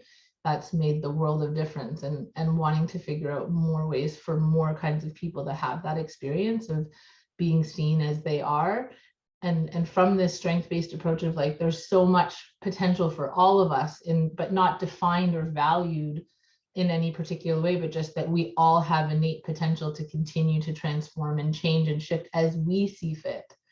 And that's like, that's been that's the space that I'm kind of working inside of and thinking about when I dream into what's possible, when there's more understanding and confidence brought to that. So when we're making room for more people to do this, I'm a sort of a living testimony as I'm walking through this and knowing that like, this wasn't me. I didn't have nearly as much confidence even 6 months ago. And, you know, and there are days when I still feel like a puddle and don't really want to get up and do this work. Sometimes I want to change careers completely and do something totally different because it's a lot and it's exhausting. And, you know, some days you're talking about the thing, you know, I've spent a lot of time looking at the things, you know, the mechanisms that are, you know, holding all of these structures in place.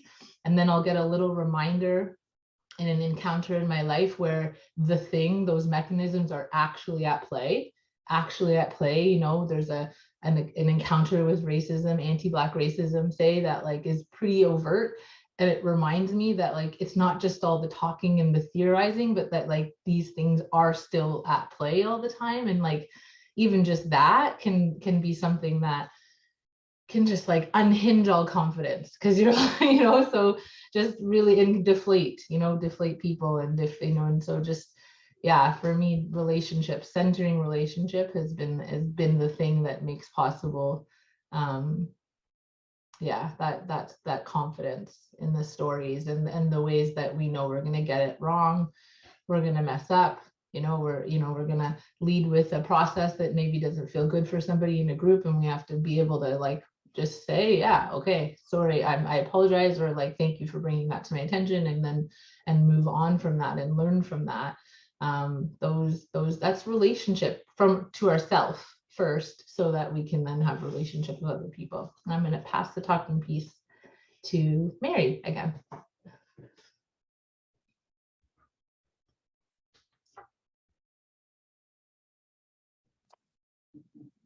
Thank you. I was listening, but didn't hear the question. Okay. It's in the, I think Marcia put it in chat. So what's possible if we brought more understanding and confidence in story, lived and living experience to our work? Okay. Yeah, I really like seeing it. So that's awesome. Yeah. Thank you for that, Marcia. Okay. What's possible if we brought more understanding and confidence in story? I think like I'm actually living this right now at work. So I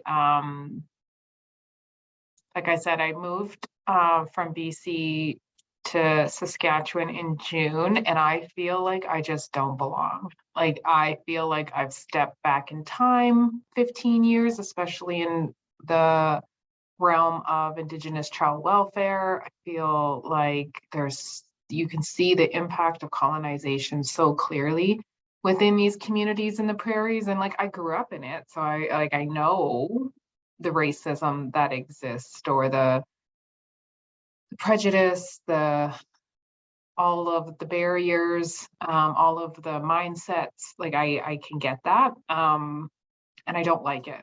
And you know, I feel like the conversations even that I'm having are a lot different. You know, in BC, it is a shared language, as you were talking about, Soraya. Like we know what it means. I facilitated a meeting yesterday, and just the very basic, wanted to start with a check-in and a check-out, and nobody knew what that meant. And I had to go into great detail about what that meant. And you know, and they're like, I don't want to talk about my goddamn emotions and feelings. And I'm like, oh, why not? I do. And so, because that idea of relationship, it that comes through knowing ourselves and showing ourselves to others. And so, I find great strength in circle and in our sharing space together when we know how we're coming and showing up together, as we've witnessed through this experience as well. Like, you know, an Indigenous person asked me last week, I am so sick and tired of us talking about land-based healing. Why are we? And I'm like, oh my gosh, like I'm just in the wrong circle. And I'm recognizing that more and more. I don't have the confidence to show up as myself completely because I'm not understood. I'm different. I'm weird. You know, I do introductions and I always introduce myself through my heritage and my ancestry, as I was taught in BC, because that's really where my cultural connection started. Even though I grew up here, it started in Vancouver, and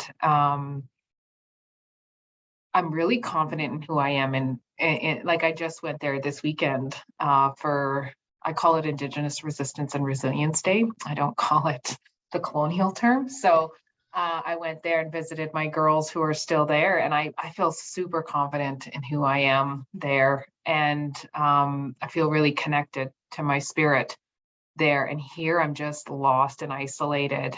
And I actually don't feel like it would be safe if I was to completely open up and share who I am in this space here because of all the differences, I will say. And yeah, so just trying to, you know, deal with that paradox. I do feel like, you know, there's other spaces that I spend more time in. But what was interesting is I found like I'm a lot happier at work because there's another Indigenous master student here that I'm supervising, and we're not completely the same, but we're more similar than all of my white counterparts. And yeah, it's weird to hear Indigenous people talking like this. And so I recognize that we're all in different places and in different parts of our journey. Nobody's right or wrong. Like I still have so much longer to go in my decolonization journey, but I just feel like you can definitely see the impact of 550 years of colonization when you walk on these lands. All while understanding that there's amazing work going on as well. Yeah, they don't even smudge the same here. I'm just like, I'm so confused. I'm learning. I'm in the place of learning. So yes, I do feel like I understand my power and the power that I hold and can share when I step into my story. So definitely that is my sharing, and we'll go to Elaine. Thank you, Mary. Marsha, I just wanted to share with you, Chelsea and I had both applied for this opportunity to, remember Chelsea, the CERC migration, and we collaborated and supported one another on our applications. And a professor out of Australia came up with the title for mine, I Have the Right to Claim Me. And that really was quite powerful, to say that there's all these stereotypes and damaging language that's used to describe folks from poverty that I have just so profoundly internalized. And, you know, you blame the mother, but not the absent father for living in poverty, for example, and not questioning language. Why are there welfare queens and no welfare kings? And as I've told Chelsea, in the literature reviews for my master's and PhD, I did not question the damaging narratives that are written about students from poverty, because I accepted it as gospel. And so we're spoken about in such deficit-based ways. I just didn't even see it. I didn't hear it. And I'm getting fed this diet of this. So I really turned to Ben Okri, a Nigerian philosopher I found his work via Thomas King. I think the book, I think it's Native Stories, but he talks about stories that's all we are as human beings. And if we change the stories we live by, quite possibly we can change the world. So it's always this grappling with, what are all the dominant narratives planted in me?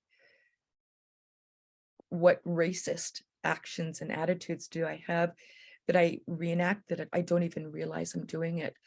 I struggle with creating new stories to live by about soul mums in poverty versus damaging narratives planted in me. So there's always this tension that's coming up, if that makes some sense. But I just find Ben Okri's work really powerful and transformative. And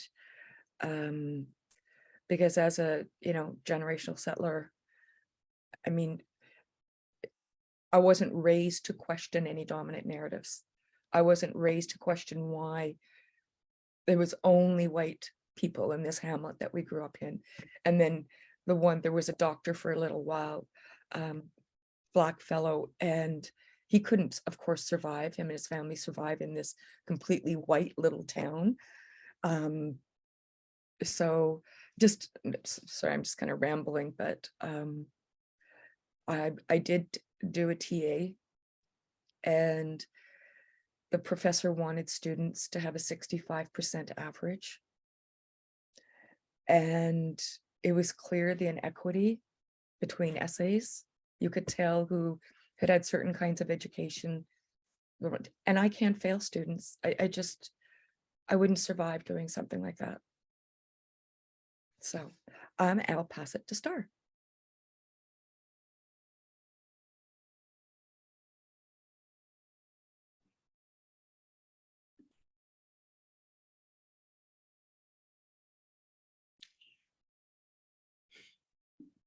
This is a tough question for me.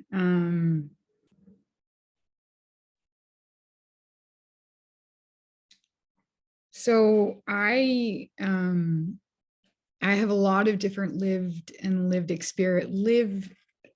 experience. And the most extreme parts of my life, where there's, not a lot of people that, or the majority of people wouldn't have those experiences, or maybe be involved in such risk and for so long, and different things that happen in my youth.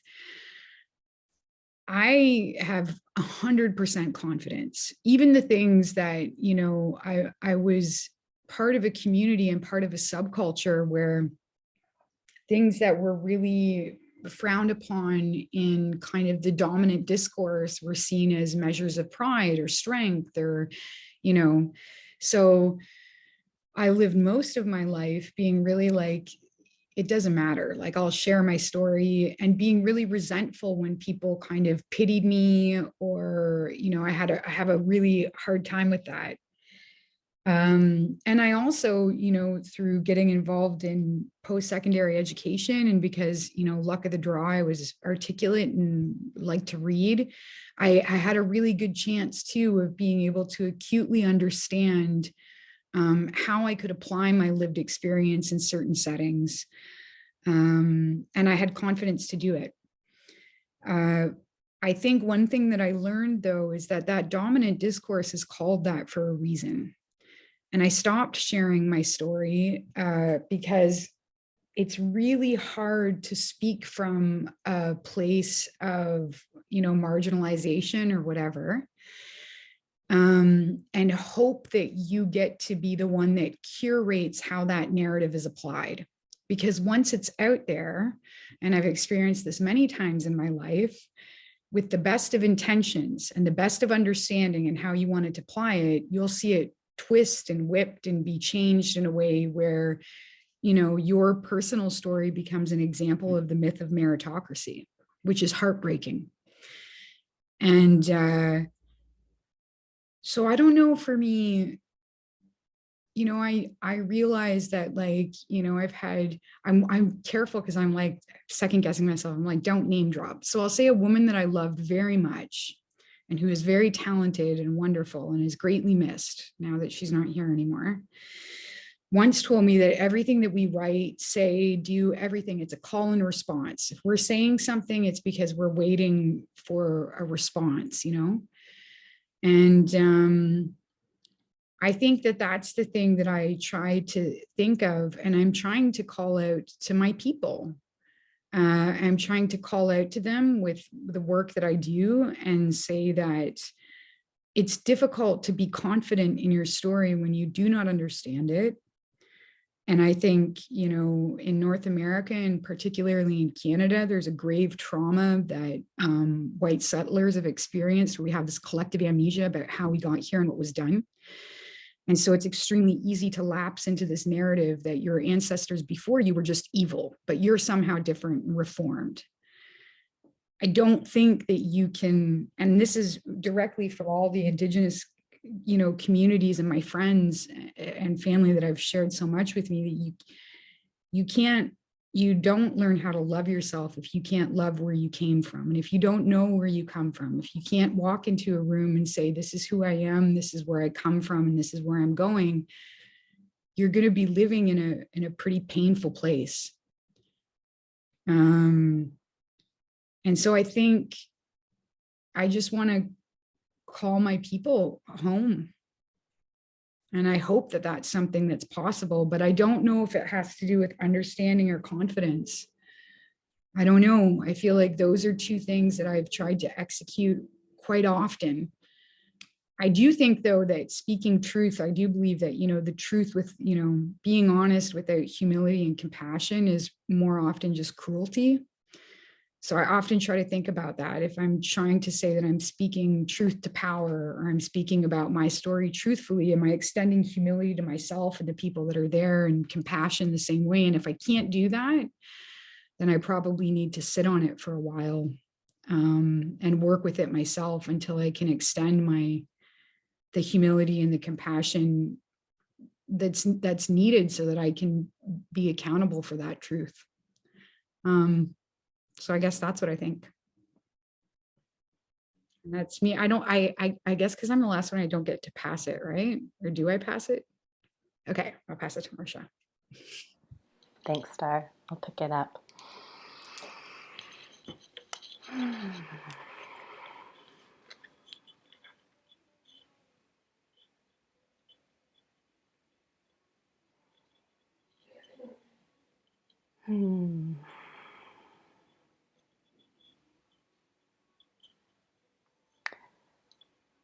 I thought I had an answer, and then Star, your story has just completely enveloped my brain and my understanding of, like, even this question, and my brain's like, okay, now how do we reword this question, take out understanding and confidence, and what should the words actually be in there? So I just want to say thank you for that. Thank you for that. And just also for that image that you painted of calling people home.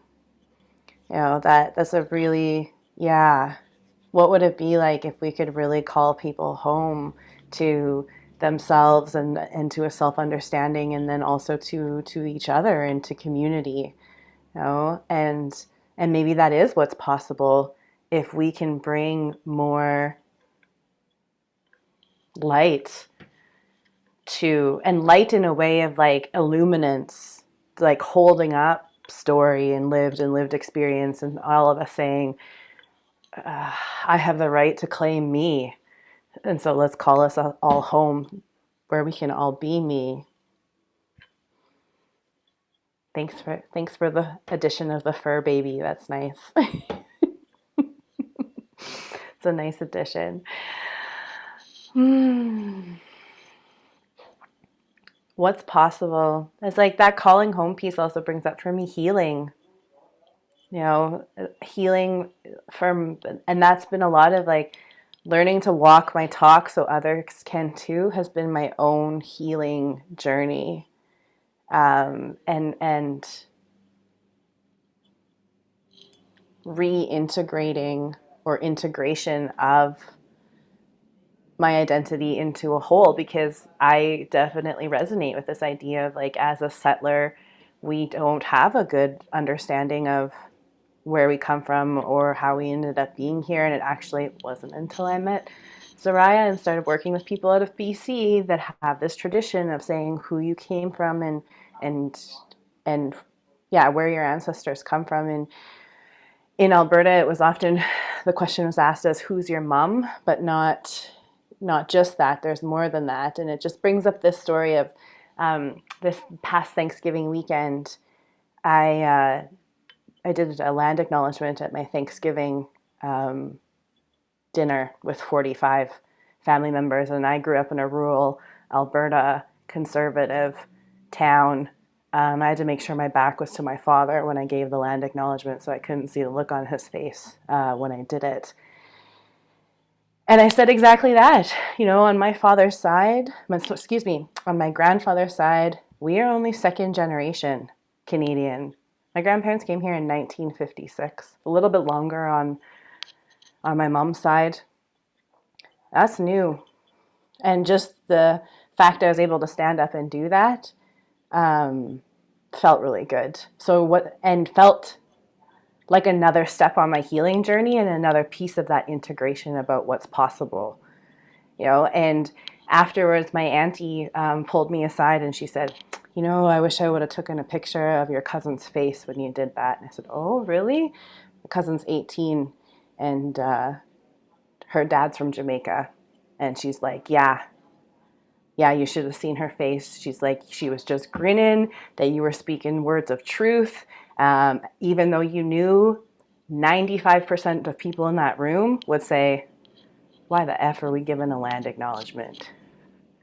You know, why are we even doing this? Hello, it's Thanksgiving. It's the holiday of settler and Indigenous relations. You know, I kind of said that to my family too. So anyway, healing and also courage for people who do hold power, like myself as a white middle-class woman, to stand up and actually call home and call in people like me who maybe feel like they don't belong, because we have this collective amnesia about how we all ended up here. And I think there's something really in that too, of we feel uncomfortable when we don't belong. And what do we really belong to? What is Canada? There's another question to really kind of unpack. What is Canada and what do we really belong to? So,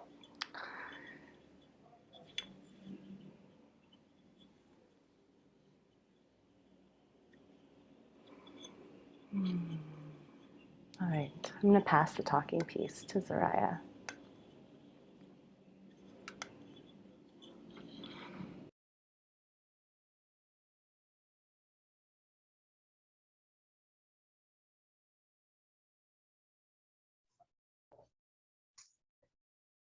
So round 3, I feel that we have, that's okay, Mary. We can close things up. We're going to open it up to more of like a picking up the talking piece if you have loose ends from this conversation. The third question kind of has been touched on already in all of our stories, and that's what's really cool about when we come together and share things about ourselves.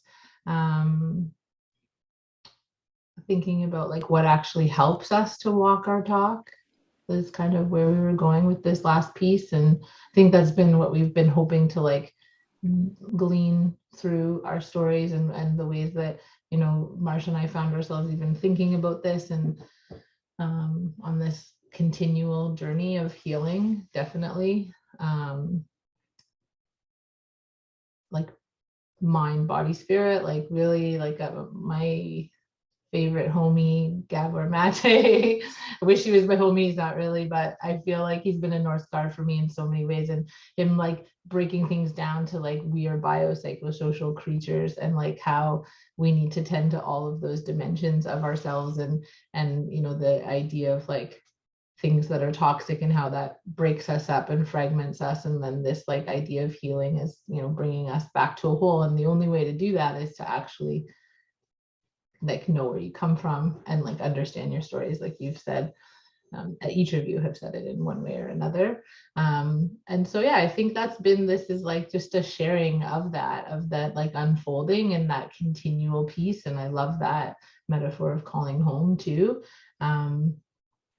So much unlocked for me when I started to piece together my origins, like you said, Marsha, like from coming to British Columbia from Ontario, where the relationships, the Indigenous relationships are so much longer that they literally erased it, that collective amnesia. Like I grew up next to Six Nations, right? So similar Haudenosaunee territory there. My partner even has, his lineage is in Haudenosaunee, and my, you know, never, you know, loved his grandmother dearly and never knew anything about her experience. And when we tracked it, it's like so crazy that her grandfather was Mohawk speaking, like Ganyegeha speaking exclusively in their house, and in 2 generations, everybody's like looking white, and there's no history to even lean on. And for myself, you know, even though I walk around in a brown body, I also have this same experience with my family who comes on my dad's side, who come from Barbados, with 400 years of enslavement in that history, and the fact that I learned that we actually come from Igbo land before that, and there's no acknowledgement of it. And so I was so healing for me to start naming that out loud, to say that on my mom's side, who she's an adoptee, another place that settlers have broken up relationships for people in the 60s. And we learned that her, you know, my biological grandmother was the daughter of a Scottish domestic worker. You know, just bringing back these pieces of like understanding my own context helped me to like then figure out what the heck my responsibility is now here in so-called Canada as a settler, and how it's different for each person. We have different intersections and things that call us to different kinds of responsibilities and how we interact with each other. And knowing that has helped me to walk my talk with more clarity and intention and purpose.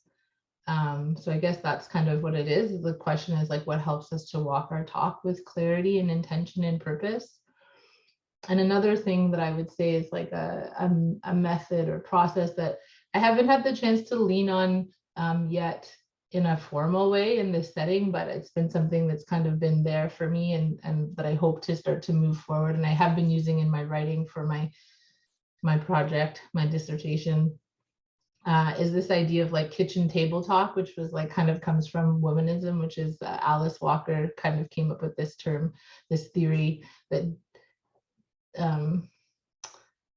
helped Black women to situate ourselves outside of like feminism that didn't always have like a space for us. And this idea with the kitchen table talk is like the ways that we just like keep it real and have conversations, you know, and how conversation and our vernacular and just our everyday shooting things off with each other is in itself like a way that like we're embodying the wisdom that we have inside of us and how we share that.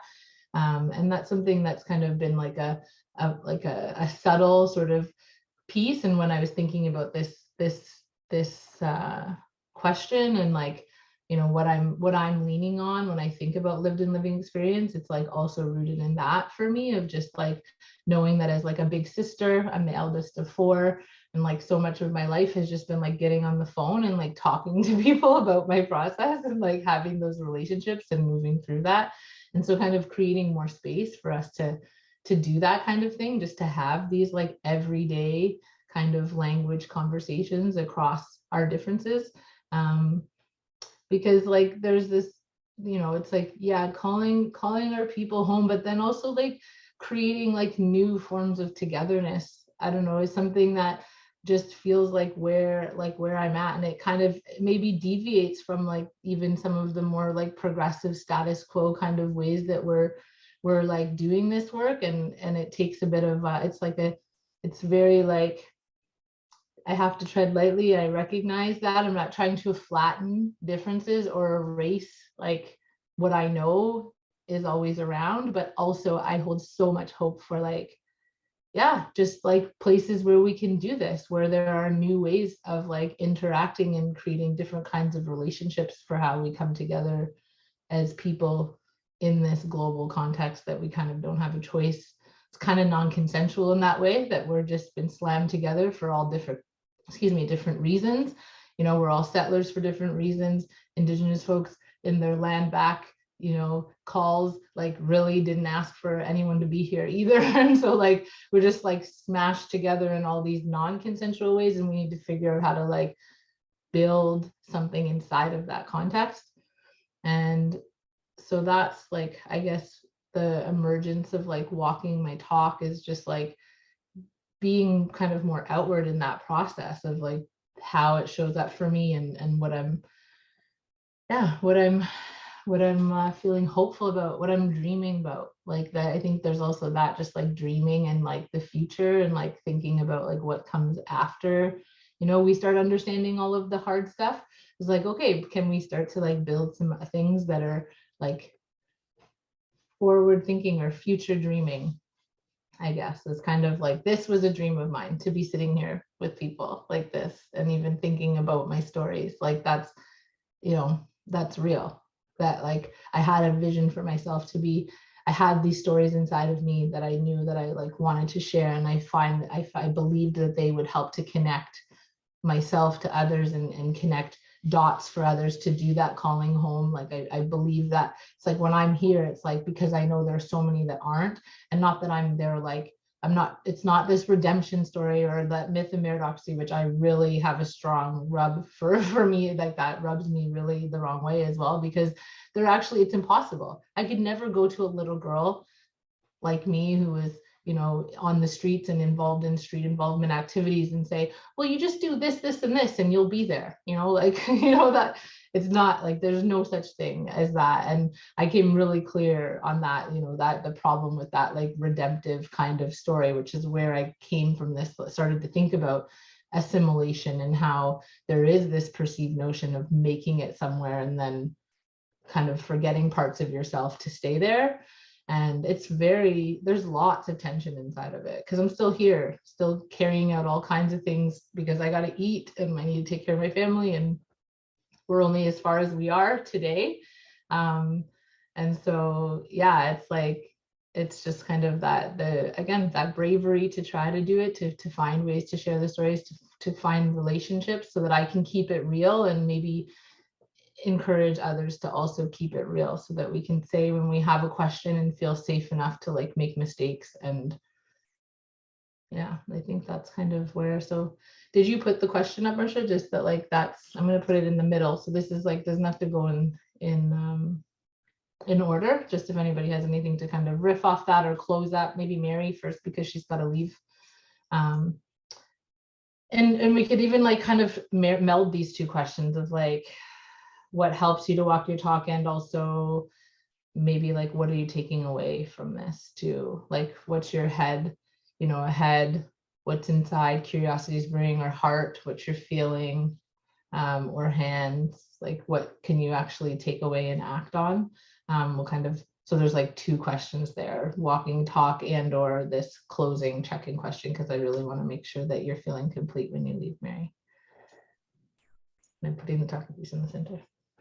Thank you. Yeah, I do apologize that I have to leave right in the middle of the last round and I won't get to hear everybody. I just am really appreciative to share the space. And what helps me walk my talk? I think it really,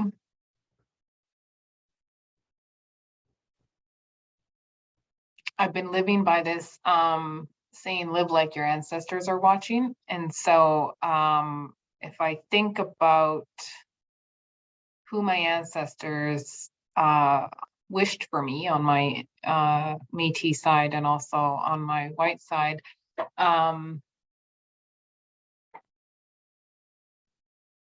try to walk with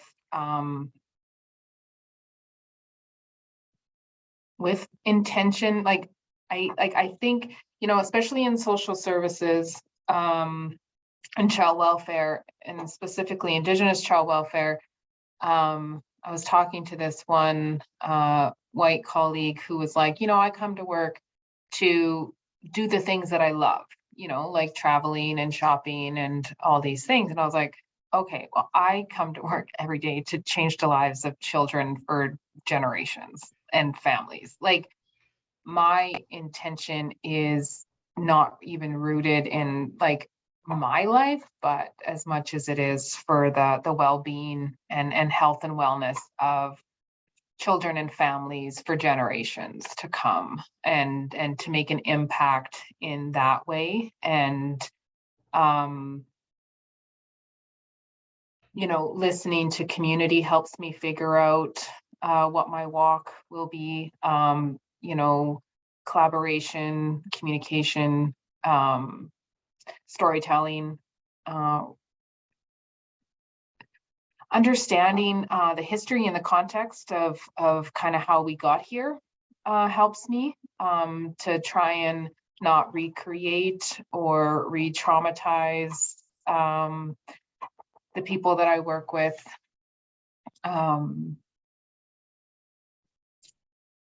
I also, my kids help me walk in a good way.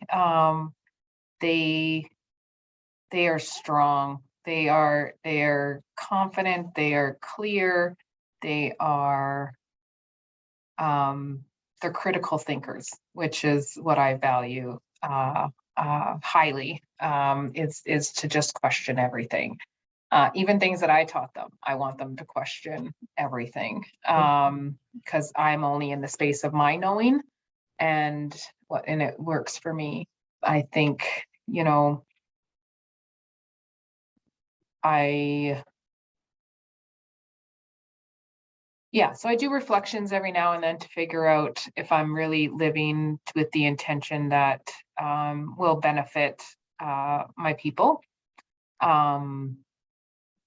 And I'm also getting into that space of, like Star mentioned, like, you know, there's this idea, and there's a lot of trainings that go around, like I do cultural agility facilitation training I developed, and like lateral kindness. I do all this stuff, but it's geared towards Indigenous people. So as much healing that needs to happen in Indigenous communities, there's a significant amount of work that needs to happen in non-Indigenous communities. And so I'm kind of shifting now to you know, figuring out what my role is in that journey. And then what I'm taking away is, like, my heart is so full right now. I have just thoroughly enjoyed every single one of you so much, and I don't want to cry. And the honesty and the beauty that's come out of this time that we got to spend together. And, you know, everything happens for a reason, and it probably wouldn't have felt like this if there was a lot more people. And it really just it leaves me feeling, I was a 9, now I'm a 10. And so I really just want to lift my hands and acknowledge you two so much for how you've shown up today, and how you've created space for us to show up in our best selves. So I I'm forever grateful. And I really look forward to the work and seeing your guys' work as I move forward on my journey. So thank you so much. Yeah.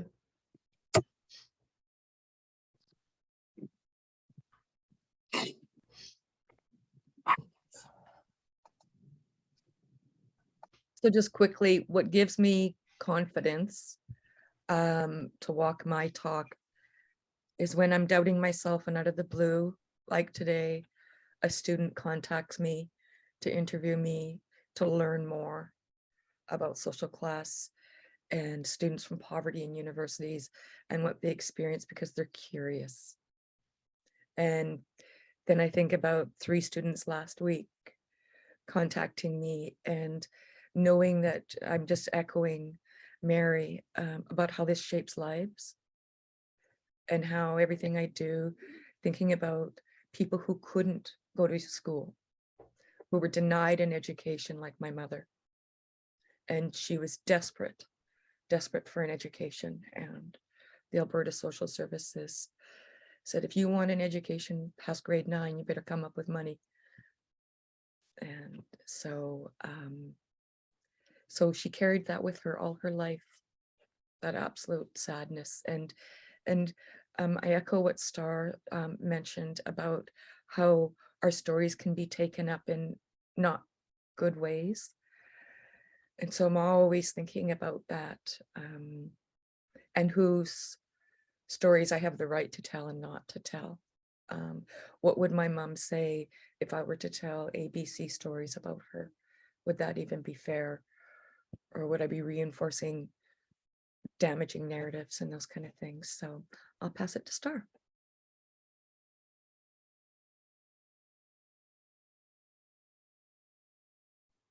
Thank you. What are you taking? Oh, I think just like I was so anxious when this started and feeling really in a place of kind of nervousness. And just like, you know, I do know this, but like sitting through it and really getting to see the relationality between the humans that are involved in whatever you're participating in, and focusing on that is really helpful for me. I do actually, what helps me to walk my talk with clarity and confidence. So it's speaking from a place of legitimacy, right? And also, like, you know, I was talking with my friend the other day, and you know, we're both involved in a lot of direct action and different things, and we were talking about how like painful and isolating it is to live in a place where, you know, your existence is no justice, no peace. And to be like, that's not, you know, there, I have to have some peace. There has to be some peace in there for me. And also to be, you know, I think for what's always really important to me is like place-based, like being rooted in the place that I'm in, which isn't mine. That is Eve Tuck, who is an UNGAC scholar who's phenomenal. And also where I mention things. So when I talk about to call my people home, or when I talked about a call and response, that's actually the underlying of the first condolence, which is the Great Law of Peace. That is what has governed the territory that I'm in right now, the Haudenosaunee Confederacy. And I think that's really important, is that when I'm doing these things, when I'm referencing these things that have brought so much to me, part of the way that I walk that talk is that I say that this is the direct, you know, it's not that I've strung those words together, it's that I have the opportunity to read these things and that they resonate with me somehow, and to constantly make visible the ways of knowing that I'm referencing when I say how I understand them, and also to try to be transparent about the part in that interpretation that's me. So I think that that's always really an important, that's an important thing that I always tie myself to, you know, wherever I am I rooted in the place that I am? and how does the place-based, if I critique it on a place-based, what's the context for this thing that I'm doing or this thing that I'm participating in, or another really important one that I always do is like checking in with myself when I am doing things and saying things. Am I doing them, like, what is my motivation? Is my motivation that I want to demonstrate my innocence, or am I really trying to pursue some kind of collective joy? Like, that's another thing that I find really helpful to check in with me, because typically whenever I'm in spaces and I'm like, oh yeah, you're doing so good, everybody likes what you're saying, I'm like, whoa, it's getting fucked up. Oh, excuse my language, but I'm like, every time I start to feel like that, there's something in me that's like, oh no, we're off the rails somehow. So to really be like, what am I doing here? Am I demonstrating like innocence or perfection, or all these kind of respectability politics that are deeply rooted in colonization and white supremacy? Or am I actually trying to show up and kind of define and pursue collective joy with whoever I'm in the room with? That's it. Thanks so much, guys. And so much gratitude for you guys. This is great. Thank you so much for holding this space. And I hope that you guys, everybody here, has 2 good days in a row.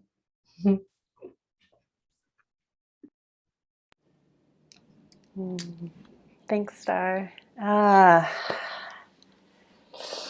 It's moments like these and listening to each other that helps me walk my talk with clarity and confidence. So it's just like cartoon from when I was a kid that was Donald Duck, and his brain was like a filing cabinet. And oftentimes I've like thought about my brain also being a filing cabinet, and how I just file away these moments for those times when I am also questioning myself, is like, is this the right thing to do? Do I know where I'm going? Because oftentimes I feel like I'm riding a train backwards. I can't see where I'm going, but I can see where I've been. So I'm really walking away with, in my head, new things and insights to think about, like this question of what's my responsibility in so-called Canada? That'd be a great question to explore. In the community that I'm working with too. And like this insight of like, I have the right to claim me too. And I just see that Elaine put collective joy in there too. What an amazing goal. We could all just be working towards collective joy. Yes, please. In my heart, deep, deep gratitude for giving all of this time to us, for us to share our story.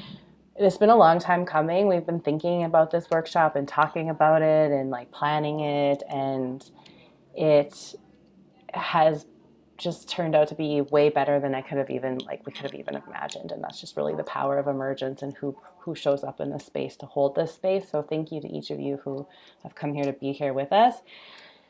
And something I'm going to start, stop, or pause. I think I'm going to stop disowning my story.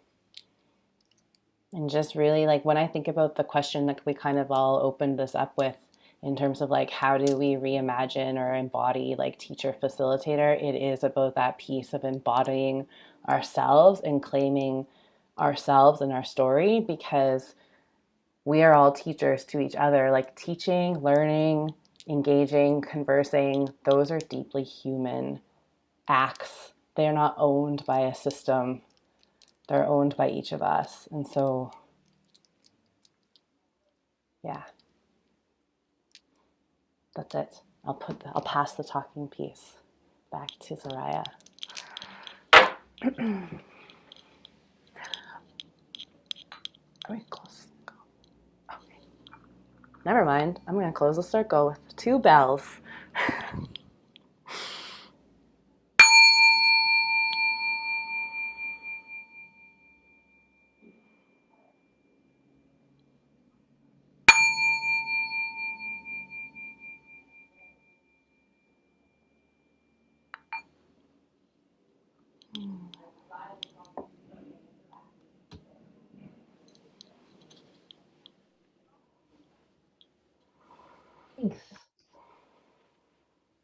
so funny how things unfold. Like time is so interesting. Like at one point, I'm like, well, there's no way we're gonna we're gonna need 3 hours, and maybe we didn't, depending on how each of you feel. I can't assume, but just the way that we filled up the time feels pretty like nourishing. Stop the recording.